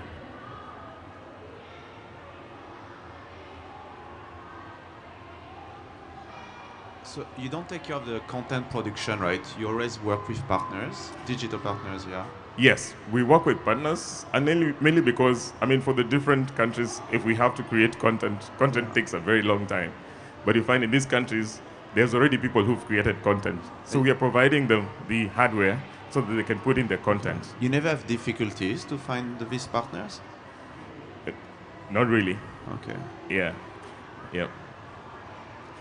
So you mentioned a price of $6,000. That would be excluding the content, or is there a sort of minimum level of content, or how does it work? So we have our own content that we give out for free. So like the open source content like Khan Academy, we have Wikipedia, Wikislides, that we'll give out for free. But then you find some content providers have their own apps, which they also want to monetize out of it. So for us to install the apps, there's going to be a small fee. But we try to make it as affordable to use as possible, because most of the poor schools really can't afford. And you'll find most of them are supported by NGOs. So you'll find it's the NGO that will buy for them. So if you have a recurring cost, it becomes a bit difficult for them to use. So we try to make content as free as possible. How do you make your money? Is that out of the hardware sales, or do you have other income streams? Yes. So for this, it's the hardware. And then it's also for the content customization. And then in the box, as I said, there is a microserver. But we also sell the microserver on its own. So we have an education microserver that is cached with content, which we sell. And that's where we can have like licensing. So for the schools or people that can afford, they pay for that licensing. And then we also have other products. So we have connectivity products that we also, they're a source of revenue. Yeah. So at this stage, do you have a financial plan? I mean, how much money you need? Have you mentioned before in the presentation, or am I just missing it? No, I hadn't mentioned. So as I said, we started in 2015. So it's about 2 years. So our biggest challenge has been scaling outside of Africa. And then last year, most people were just testing. So you find in these different countries, people have just bought one maybe for piloting. Now we want to scale. And that's why we're here. That's why we are pitching. We're looking for partners who can help us get to the next level. And who's on your team right now? So we have a team of 40. So we are based in Nairobi. So we have a team of engineers. We have software developers. We have the business people. So we have a solid team of 40. Okay. Thank you. Thank you very much. Thank you to Alex and Brick Education from Kenya. We have heard 10 startups, and we have to listen to 15 in all. So I think we deserve a little break here, 2/3 through the program. I know that Søren, Gavin, and David will have something to think about and also need some time. So let's take 5 minutes again. And then when we come back, we're going to hear the last 5 startups participating in this competition. Thank you.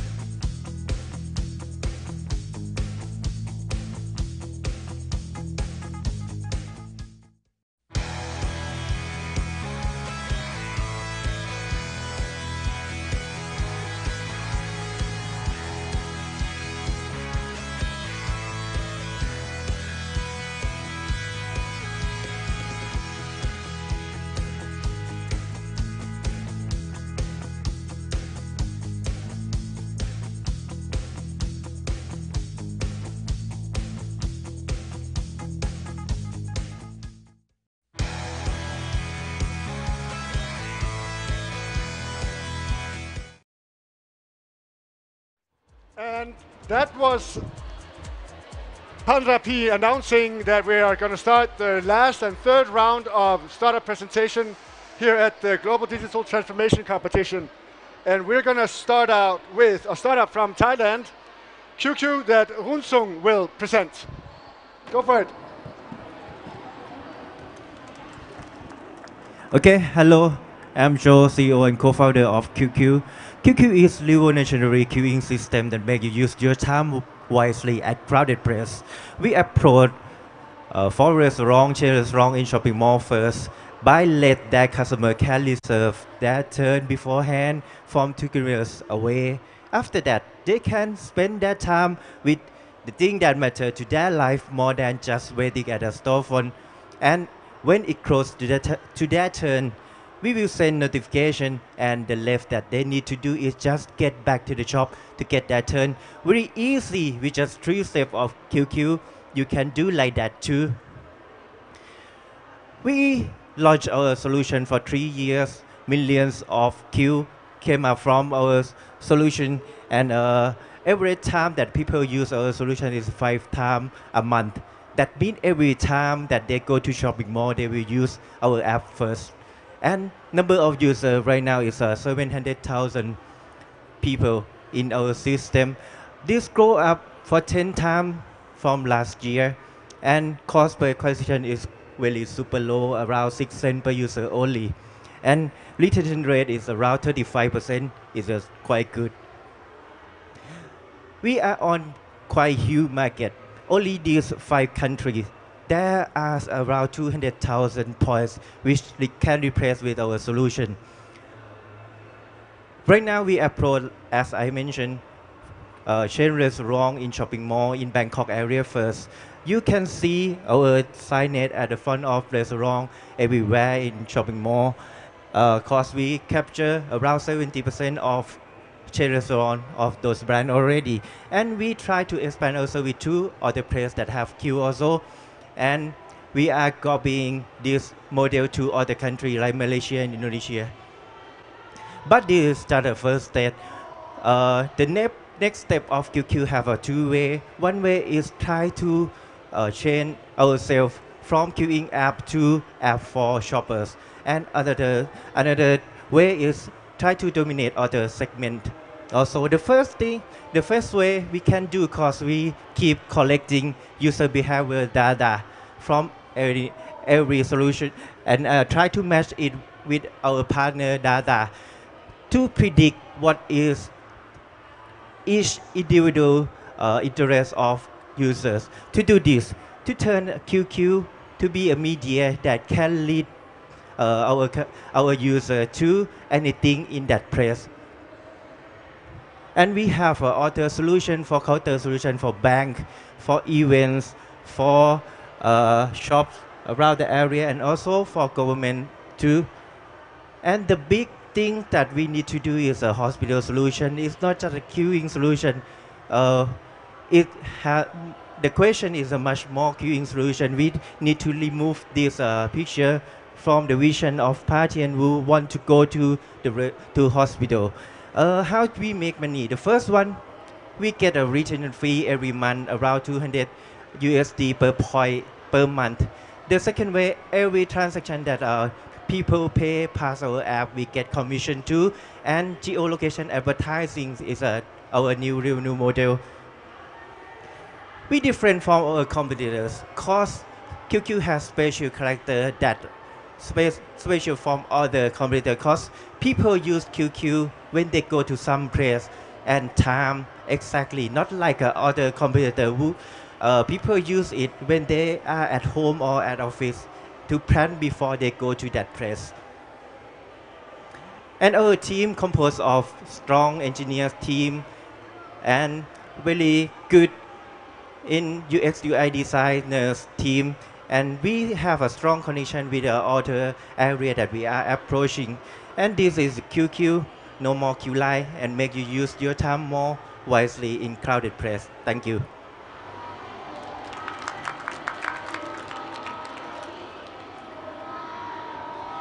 Well, thank you very much. Interesting. Everybody hates queues, so. Yes,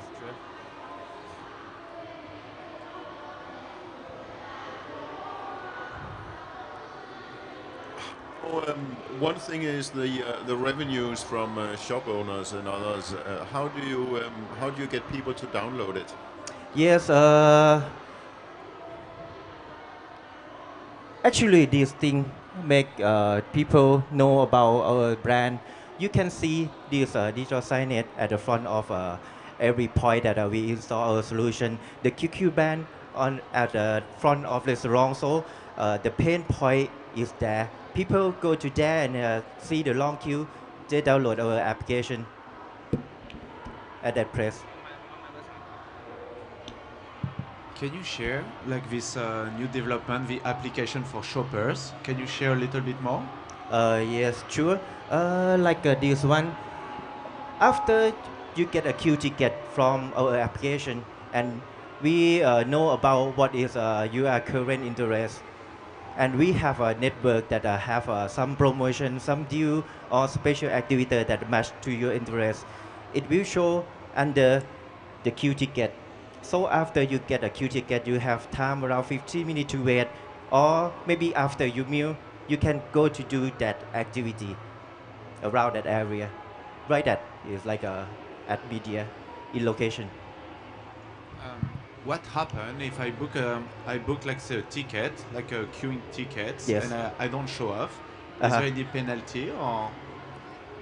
No penalty. It's like you get a queue ticket like a paper at the front and you disappear. It's the same thing.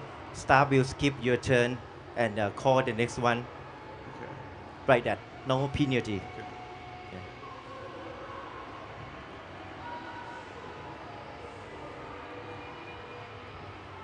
You can try this. Every shopping mall in Bangkok has our solution, but please use a local SIM card because we lock that if you roaming here, you cannot see any shop around you.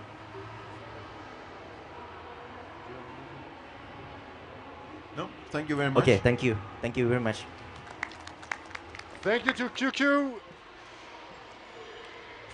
And before I announce the next startup, I would like to once again say that if anyone knows where Abdullah from Akalati, there he is. We're getting nervous here because you're on not next, but right after. We can't bump you down every time, so get over here. Next in line, though, is from Singapore, the company called VTI, and Victor will present it.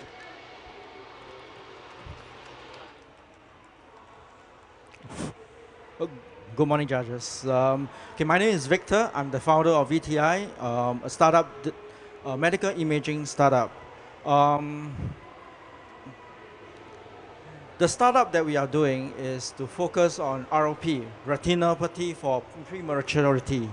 Now, what is ROP? It's actually a cause of blindness for premature babies that are born early. It accounts for about 16 to 18% of all childhood blindness in developed countries. This figure is probably higher in undeveloped countries, which nobody has the statistics at this point in time. Now, the eyes develop the most during the last 3 months of a baby's development.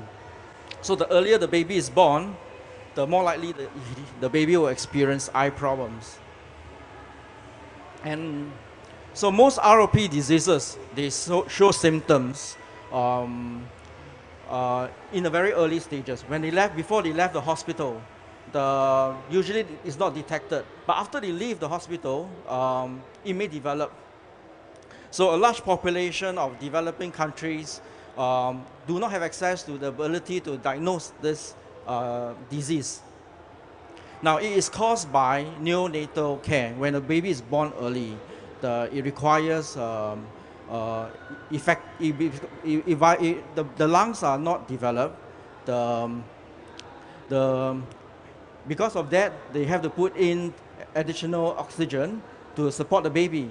So what happened is the veins will actually be in the eye will actually grow very, very badly.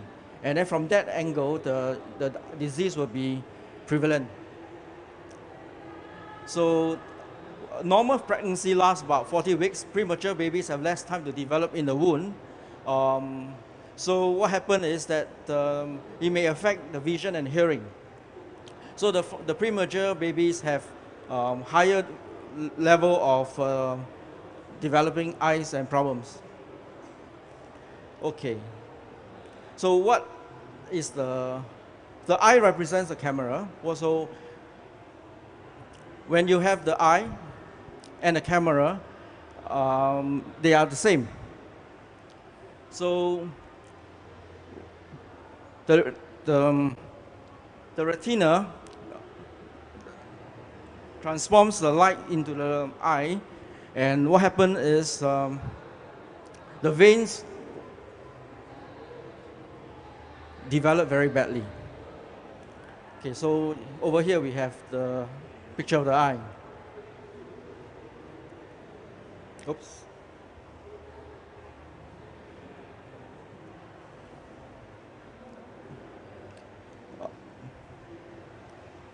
Okay. Stevie Wonder is actually a singer that has ROP disease when he was born. Before he has actually this premature ROP.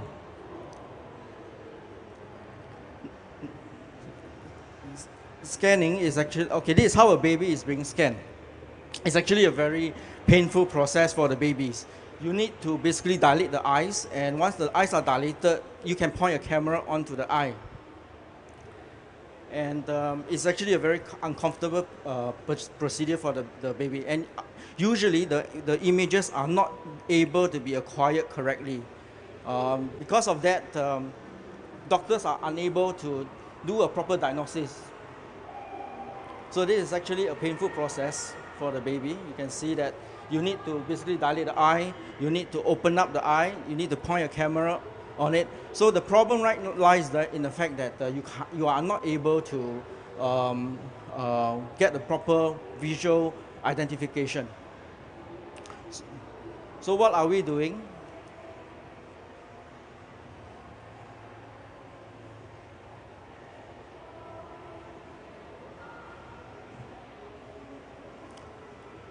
So in stage 1, there are 5 stages in a baby that has ROP. Number 1, there's a line that's being formed. This is in stage 1. In stage 2, there will be a ridge.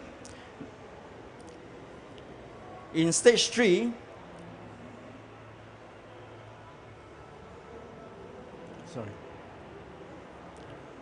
stage 3 is a critical stage where basically the veins develop in the center of the eye, and what we are unable to do is the baby is not able to, okay, yeah, sorry about this.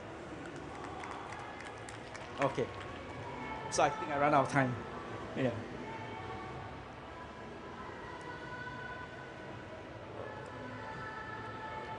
Okay, thank you. I think we're out of time now. So, if you want to open up? Yeah, what do you do actually? Okay, we are basically providing a machine vision therapy, automatically classification of the eye for ROP disease, scanning the ROP diseases. Yeah. The value of this solution versus the other one is because it's cheaper, less painful, or what? Okay, actually what happened is when the baby develops ROP, the images, there are just too many babies in the world today. What will happen is that there's not enough people that is actually able to, there's not enough doctors to scan the images, and because of that, a lot of babies goes blind. So what we are trying to do is to do a machine learning system to enable automatically classifying doing automatic analysis. It's basically a computer algorithm to analyze the eye. Yeah. Who is doing the scanning? When we acquire the images, we use what we call a retina camera. A retina camera will capture the image. We will go through a computer algorithm to automatically diagnose the image. The problem right now is when an operator captures the eye, it's actually a very painful process for the baby. You need to actually touch the baby's eyes and acquire. So the image, the video captured is actually very bad. Unlike in an adult, when the adult is focusing on the camera, you are able to tell the adult to close the eye. You are able to tell the adult to open up. But for a premature baby, you are unable to do that. So because of that, we have to use a computer algorithm to do the automated analysis. Yeah. And where do you get all these images to feed the machine learning system? How do you get the image to educate this? We have a partner that has actually the hardware provider. They have actually they have a system that's deployed in all the hospitals. So we are taking the images, we are training the system, we are doing what we call a motion and video analysis of the images. It's actually a very tough problem, simply because the images, a baby cannot cooperate. A baby cannot move, cannot close the eye, cannot or blink. So, and when you open up the eye, the baby is just not possible for the baby to handle. So what we do is using automated means, we optimize on the images. Yeah. Who else is involved in this project apart from yourself? What team do you have? Our team comprises of machine learning experts. I myself is trained in machine learning, and also computer vision. Now, when we acquire the images from a baby, the images are actually blur and not very good quality. So what we will do is we have to perform computer vision analysis. We have to deblur the images. We have to make sure that the images is able to be processed in such a way that it can be automatically identified. So if the operator is working on if the operator is making if the operator is managing the equipment, is not able to handle it well, the algorithm is able to tell you, please move it to the right direction, please defocus, and it will try to enhance the image enough for machine learning. That's the most important thing. Yeah. Yeah. Okay, thank you very much. Thank you to Victor from Singapore with the company VTI. And we still have a couple of startups left from, we have from Thailand, we have from the US, and we have from Bahrain. From Bahrain, we have Akalati that Abdullah will present. Take it away.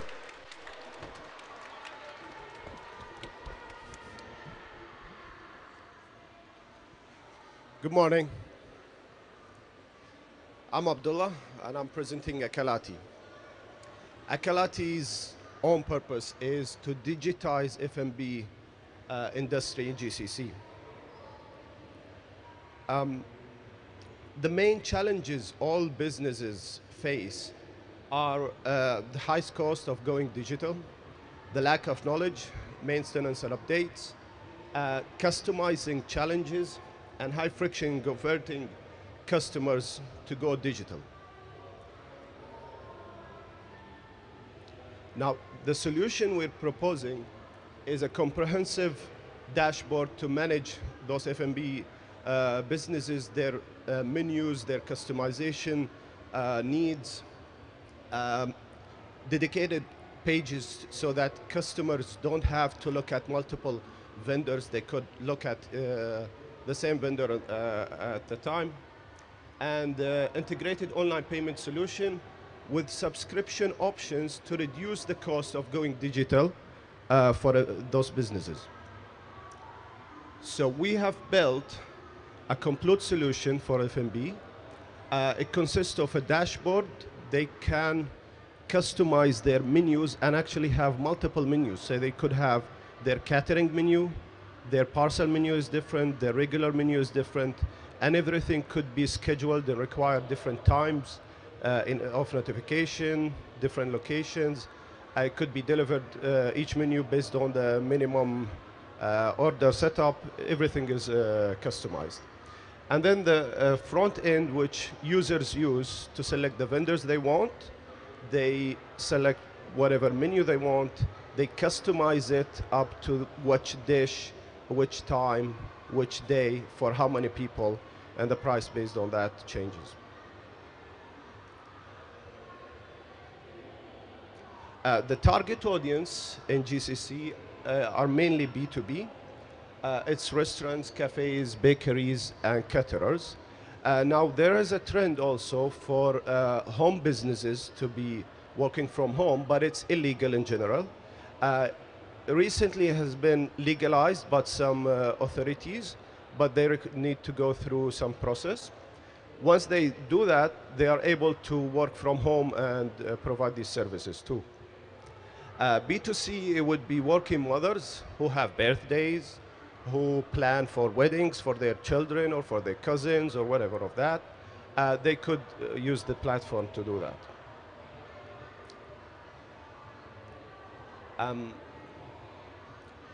We launched in December 2016 an MVP, and through that we were able to get about 6,000 downloads in Bahrain alone. We generated about $7,000 of revenue, and we had 27 businesses on commission based to pilot that and test it. In October, just in a few days, we will be releasing the new version, which solves all the issues and have the user experience expected based on the feedback.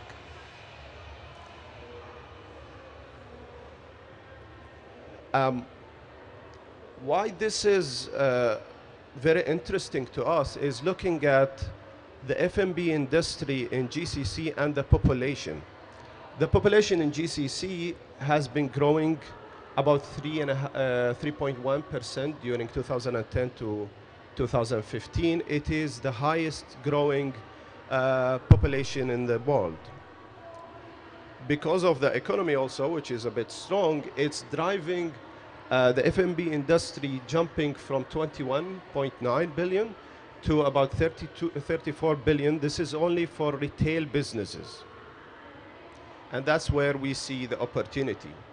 Now, 90% of that is centered in UAE and Saudi Arabia. But those two locations are pretty high expense to operate. The cheapest currently, and we're lucky to be that, is Bahrain. So a lot of businesses, startups are coming to Bahrain to pilot their projects, make sure it's market fit, and then go out to the rest.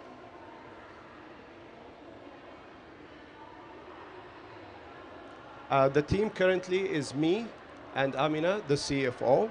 We have a team of 4 developers, cross-platform and back-end. And we have 3 mentors and advisors. Arij is specialized in business in general. Iman is the marketing consultant. And Mohammed Jafar, who is the ex-CEO of Talabat, who exited at a $170 million business.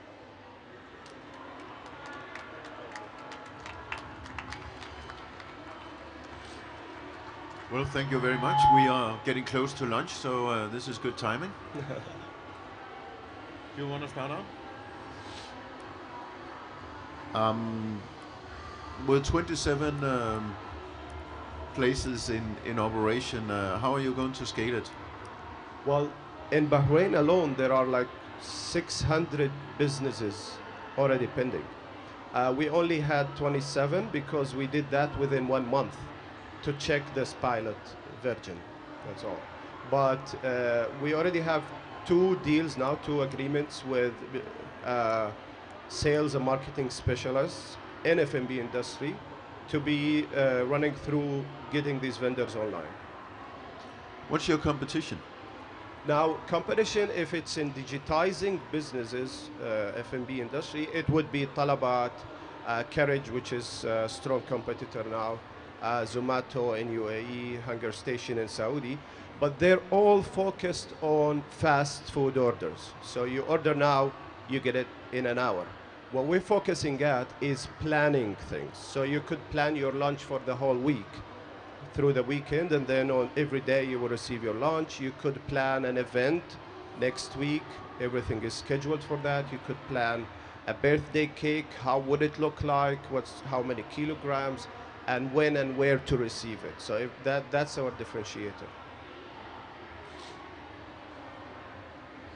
It might be good to mention that there is something similar in the States. They raised about $30 million so far. They're growing fast, but it's a different market that we're looking at, and the needs are a bit different in GCC than others.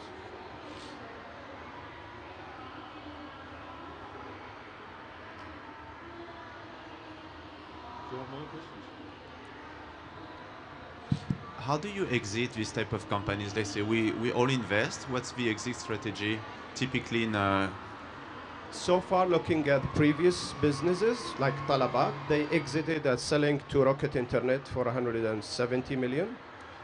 Carriage recently exited the same way. Hunger Station exited selling to another company, same way. By all means, we're not looking only at exiting. Even if we don't exit, this kind of business in GCC is very profitable because the operating costs are very reasonable, and you don't need big teams when you're digitizing something like that. And the industry itself is really huge. Like Talabat, when they exit at 170 million, they had less than 1% of the industry. And they had only 500,000 users. Today, they have around 4 million. Yeah, so there is a huge market to grow through that, even with competition existing there. Now, I always get asked, what if someone copies the same idea? Theoretically, it's doable, but going that deep in customization and looking at different setups is a bit challenging. It took us a year now, so it would take anyone else the same time, and we're already ahead of it. Okay, thank you very much. Thank you. Thank you to Abdullah from Bahrain presenting Akalati for us. And next up in line is the USA. Sasanka will present Launch Source for us. Take it away.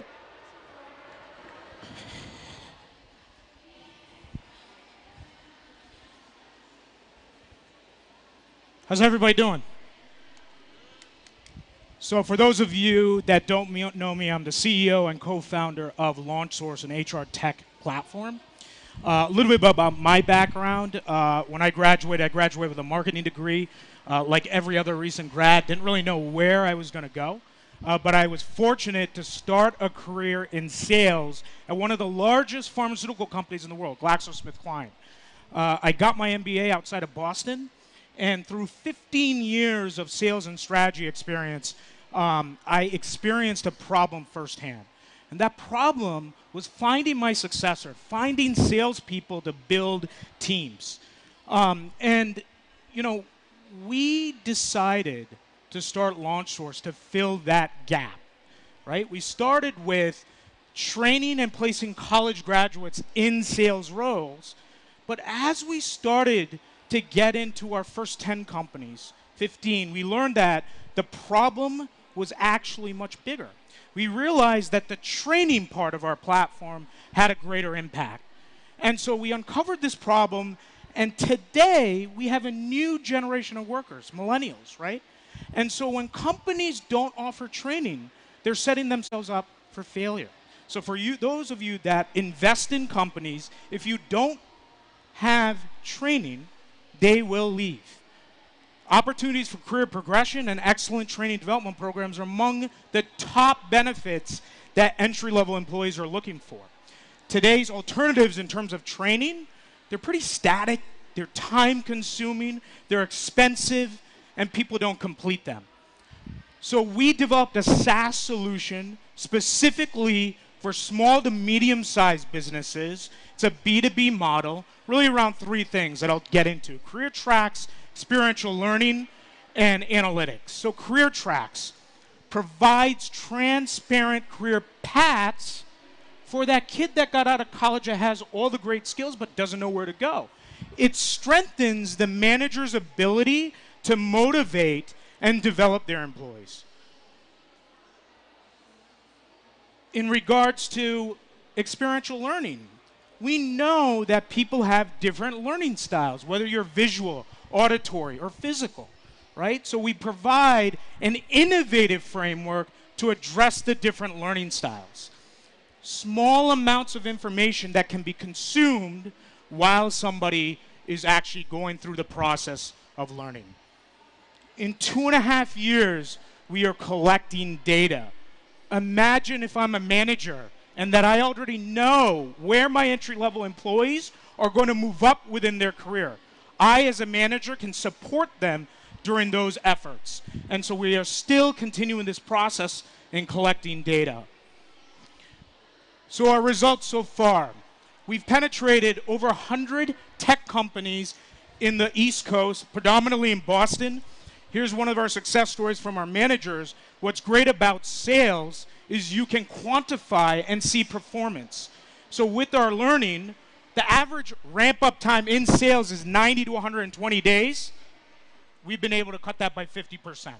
Okay, we're still getting that information and continuing that process. So the market. So HR tech is a $14 billion market.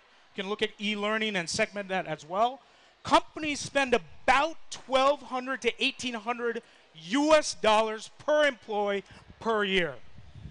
But by 2025, millennials, this new generation, they're going to take over. We're already here, right? So companies need to find a unique approach to provide training and development for their employees. When we think about opportunity, we think about great brands.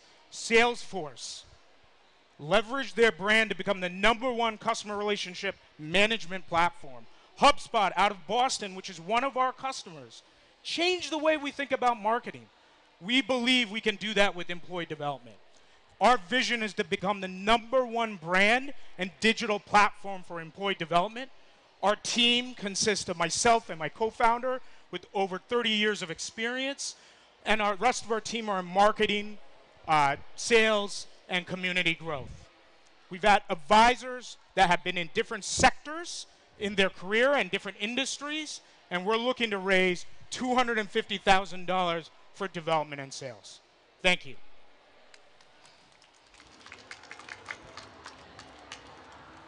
Thank you very much. So 250K, what's that going to bring me? So what it's going to bring you is we are going to invest into development, $120,000 further on our development. Number 2 is around sales and outbound sales model. We understand that space very well. Number 3 is brand. One thing to note here, why it's $250,000, we have that services business that provides us revenue to continue to pay for the salaries of the people that you just saw. And how big a share of the company? I am a 50% shareholder today. Yeah, and for 250, how much will I get? Convertible note, we'll negotiate that at the time of discussion. How do you plan to scale something like this? Is it very customized for each individual companies, or can you provide a general platform for all companies? Great question. So we have today career tracks that are already pre-built. However, our customers have been asking us for customization. That is common in the e-learning space. So what we're actually doing is working with different type of companies to create specific career paths. And in terms of scaling it, outbound sales model, essentially lead generation, along with inbound to drive traffic, and then we have salespeople that can sell it in. Can you give us an idea of pricing, like Sure. typical pricing? So our solution, today training is pretty expensive, low cost, between 10,000 and 20,000 US dollars, right? Average deal size. I haven't been able to validate a little bit higher than that. Today, companies are paying $250 a month for a team up to 5. So whether you have 1 or 5 people, that's a lower price point because there are early adopters, and they must sign an annual contract. What has been the retention rate so far? So it's too early to tell. We're having some challenges in terms of continuously getting people to log in, which is why we've actually paused our sales efforts, and we're listening to the employees to create mechanisms to bring them back to in. So it's not so much retention, they're not cutting off, but we want them to really continue through the process. Just curious about the career track. What Yes. do I see like as an entry-level employee? Sure. Just to So in tech, specifically in sales, you start as a business development representative. That's a 12 to 14-month role. Then there's an account executive. It's a full sales role. After a full sales role, you become a director. After a director, you go to a vice president role. However, companies are forcing employees down that path. It's not true that every entry-level employee that goes to BDR should be in sales. That's why we're collecting data to be able to give companies idea of, after 12 months, where do my skills, personality, and performance actually go? Is it customer success? Is it marketing? And so that's how we're branching out. Okay. Well, thank you very much. Thank you. Thank you to Sasanka from the US presenting Launch Source. And now comes truly the raisin at the end of the sausage. Maybe saving the best for the last. In any case, it's going to be Bob from Thailand presenting Pomo House.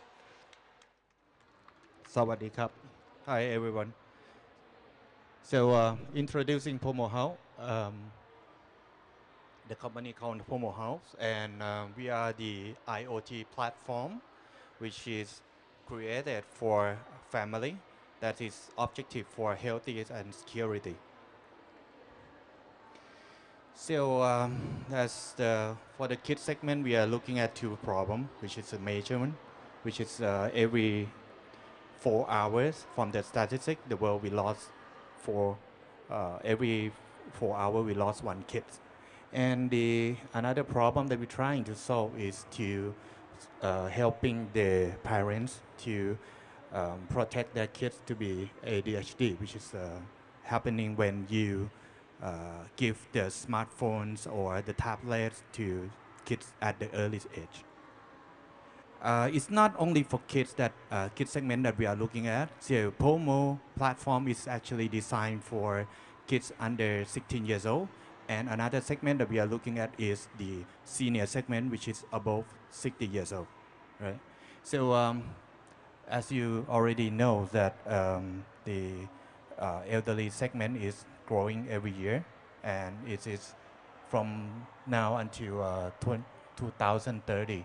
So the number of population will be more than 56%.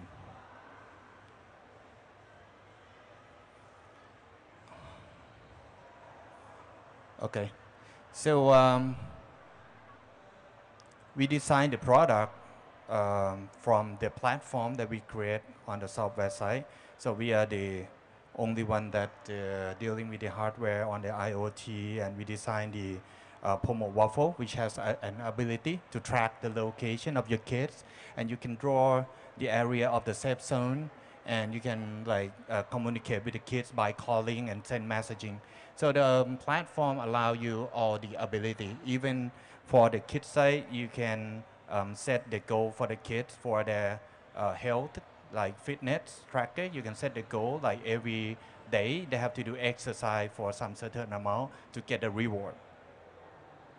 And not only the watch itself, the platform allow you to create any kind of device based on the kids' behavior. So from the kids above 10 years old, we create phones that allow you to track the location. Is the same, but it's kind of like the first training view for kids before you're giving them the real smartphones. So this one we create and develop the parental control. So the parental control allow you to teach the kids, allow them to use some certain application for a certain time. Let's say you allow your kids to use YouTube for 20 minutes, and then once it's been 20 minutes, then it's shut off. Here's the variable for elderly segment.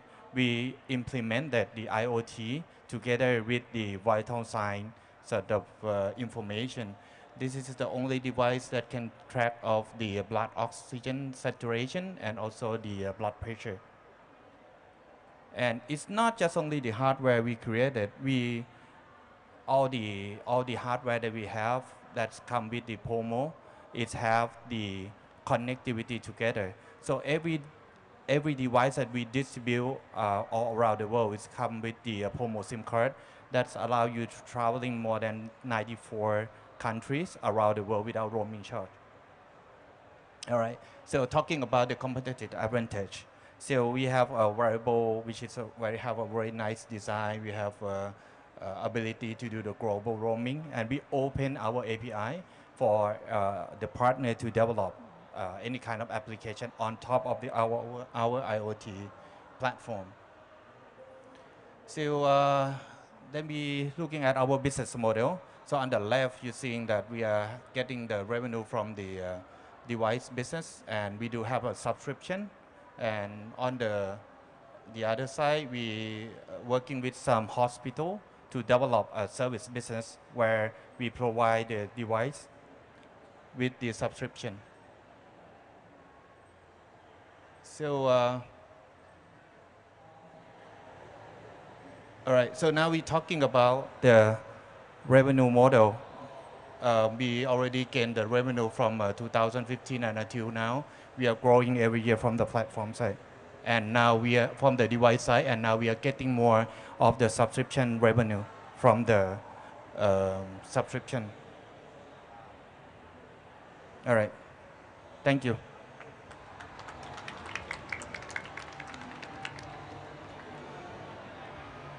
Any questions? Absolutely. So thank you very much. Could you tell a little more about the revenue model? How many users do you have that creates the revenue, for example? Today we have 100,000 kids that using our watch all around the world. So the majority, of course, in Thailand, and now we are expanding. We just have a contract with the Telcel in Mexico. So we are going to provide the platform together with the device for them. And as you can see, the application download is hit 200,000 because it's not only kids that have the device, but the parents have to download the apps that to keep tracking of their kids as well. So one device we sell, we get multiplied by 3 of the download from the parents. And now our subscriber for promo is only 5% of the device because we just launched the SIM card in June this year. Now the use of devices like this generates data. Who owns the data, and can you commercialize them? We own the data. We have the commercialize in some of the data that we ask the permission from the end user. In terms of what? In terms of that security. So let's say from the service security, we provide a device and we allow our AI to ask the end user. Let's say if the kids is in the dangerous area, let's say in some certain area that have criminal happen, so it's come back and alert to the parents to beware of their kids. What's the price point of the watch? The device, this one is selling in Thailand is $150. But once the subscribers subscribe for the service, we give a discount. So as you can see, we tend to be another sort of MVNO because we have control of the hardware service and the data as well. Do you make a margin on the watch, on the device? Selling the device, do you make a margin or not at all? 30%.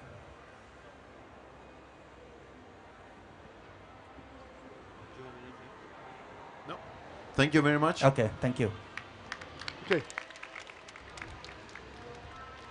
And that was the last startup out of 15 startups we have heard this morning, part of the Global Digital Transformation Competition.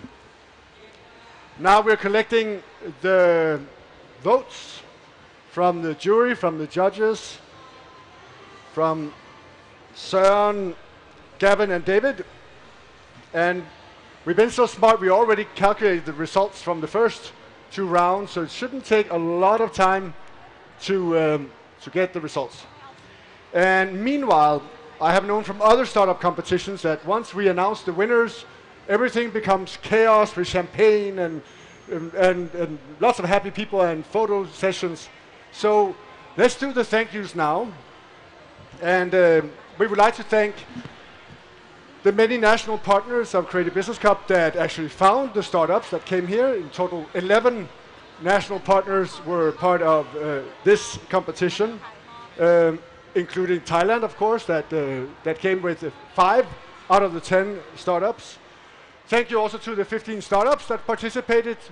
Here, they're not listening, I can see, but thank you to the startups. Thank you to the tech crew that were working hard here and getting everything to work. To Panrapi, who introduced us, and to the 3 judges we have here in front, Søren, Gavin, and David. It has been a collaboration between Gen Thailand, the Global Entrepreneurship Network Thailand, headed by Steve Chia, that I will soon ask to come on stage, and also the Ministry of Digital Economy and Society. And one more partner we have in all this is also DEPA, the Digital Economy Promotion Agency. And I will now leave the stage to Steve Chia and to Chatchai Khunpitiluck. I was better at it before you came here, from the Digital Economy Promotion Agency, to hand over the prizes. ในช่วงนี้นะคะทาง President of Gen Thailand นะคะคุณสตีฟค่ะก็จะมอบของที่ระลึกนะคะให้กับท่านรองผู้อำนวยการดีป้านะคะท่านรองฉัตรชัยค่ะ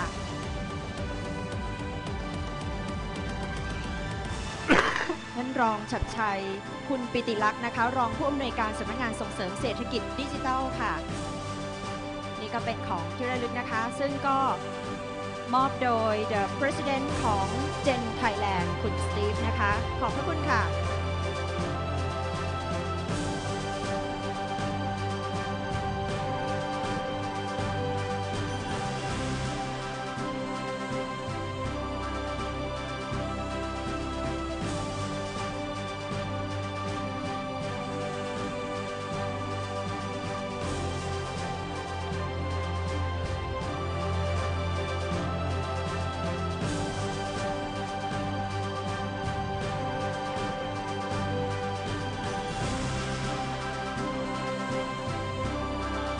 And now, Kun Steve would like to give the token of appreciation to all the judges. Please welcome the judge on the stage, our 3 judges.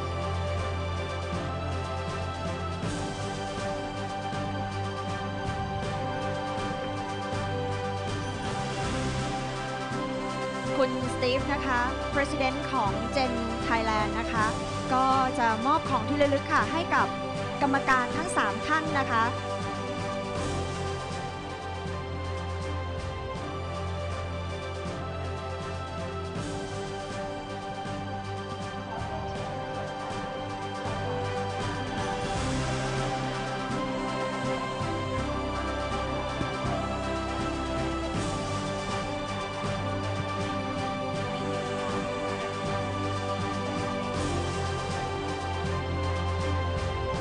ถ่ายรูปสักครู่หนึ่งนะคะ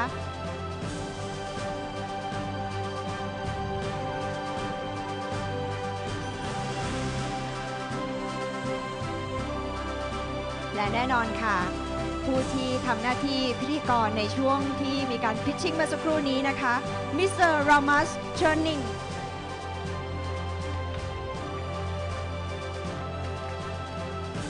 What am I supposed to do?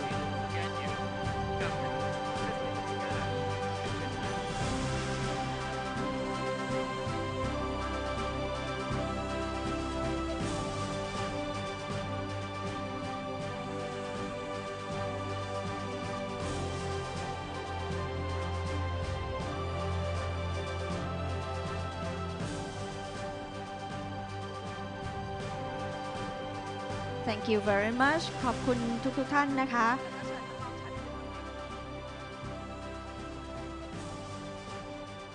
And now it's so quick. We already know who is the winner. Now we are going to announce the winner who will receive $5,000.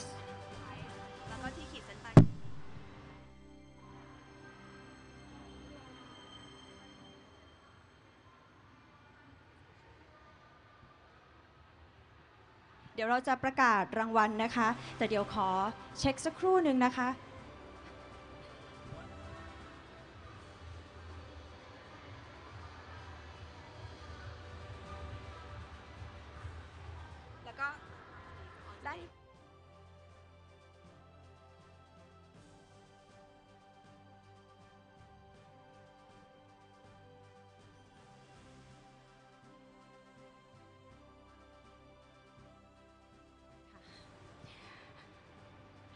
The winner to receive $5,000 ผู้ที่ชนะนะคะเมื่อสักครู่นี้ค่ะได้มีการแข่งขันกันเหล่าบรรดาทีมสตาร์ทอัพนะคะและผู้ที่ชนะเดี๋ยวก่อนที่เราจะประกาศนะคะจะขอเรียนเชิญผู้ที่จะมามอบรางวัลก่อนนะคะต้องขอเรียนเชิญท่านรองผู้อำนวยการDEPAนะคะขึ้นมาบนเวทีเพื่อที่จะเป็นผู้มอบรางวัลนะคะแล้วเดี๋ยวเราจะได้มาลุ้นไปพร้อมๆกันค่ะว่าทีมไหนจะได้เป็นผู้รับรางวัล 5,000 เหรียญดอลลาร์สหรัฐนะคะตอนนี้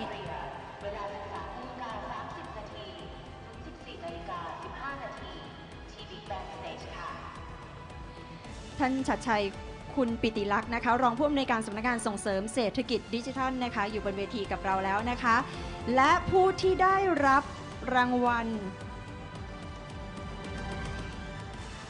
ได้แก่ Glowfish ค่ะแสดงความยินดีด้วยค่ะ and the winner is Glowfish congratulations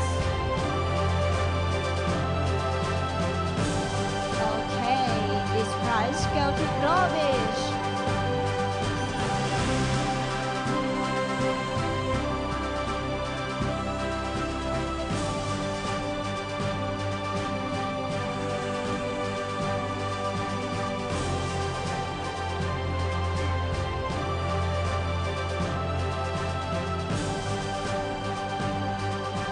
ต้องขออภัยด้วยนะคะสำหรับรางวัลนี้ค่ะ Glowfish นะคะคือผู้ที่จะได้ไปวอชิงตันดีซีนะคะสำหรับสตาร์ทอัพไทยค่ะซึ่งเป็นผู้ที่ได้รับรางวัลแล้วก็ไปแข่งต่อนะคะที่วอชิงตันดีซีนะคะแสดงความยินดีด้วยนะคะ Congratulations she will be the person who will go to Washington DC for the next global competition alright and now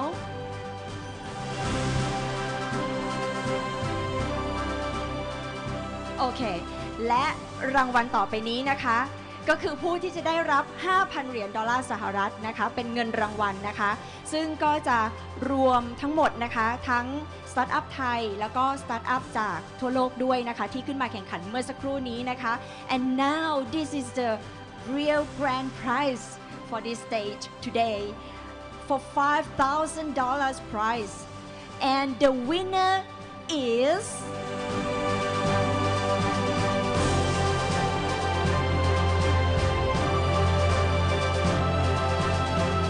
Okay, is DXTR Labs. Congratulations, DXTR Labs. Are you here? Thank you. Okay, congratulations. You received the prize. We received this prize from Kun Chatchai.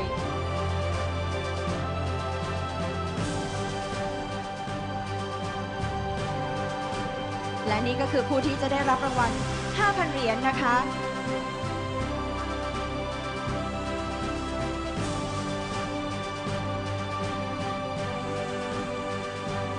และขอเชิญผู้ที่ได้รับรางวัลขึ้นมาถ่ายภาพพร้อมกันนะคะกับท่านรองผู้อำนวยการ DEPA นะคะ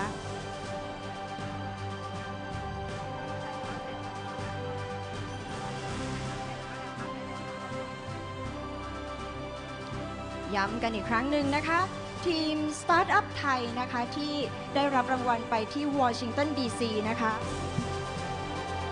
ก็คือทีม Glowfish นะคะได้ไปแข่งต่อค่ะที่วอชิงตันดีซีนะคะส่วนผู้ที่ได้รับรางวัล 5,000 เหรียญดอลลาร์สหรัฐนะคะก็คือ DXTR Labs ค่ะ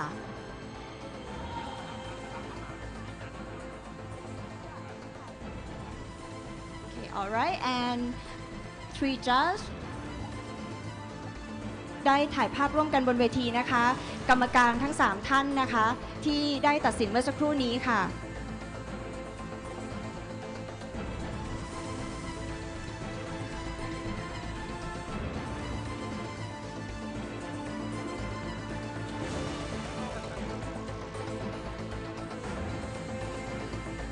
และขอเชิญผู้เข้าแข่งขันทั้งหมดนะคะขึ้นมาถ่ายภาพร่วมกันนะคะ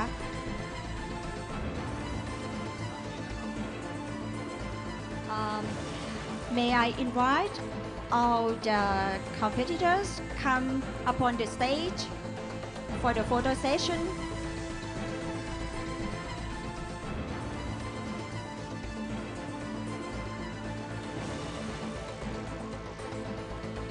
Okay นี่ก็คือผู้เข้าแข่งขันทุกทีมที่มาแข่งขันบนเวทีตลอดช่วงเช้านะคะจนถึงตอนนี้นะคะ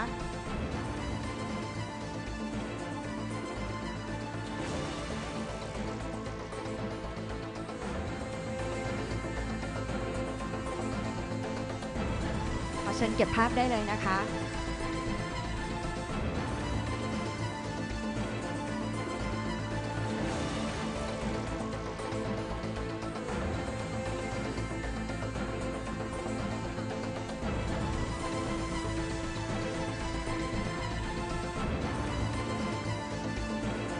นี่คือการถ่ายภาพร่วมกันนะคะทั้งผู้เข้าแข่งขันนะคะกรรมการนะคะแล้วก็ท่านรองผู้อำนวยการสำนักงานส่งเสริมเศรษฐกิจดิจิทัลนะคะ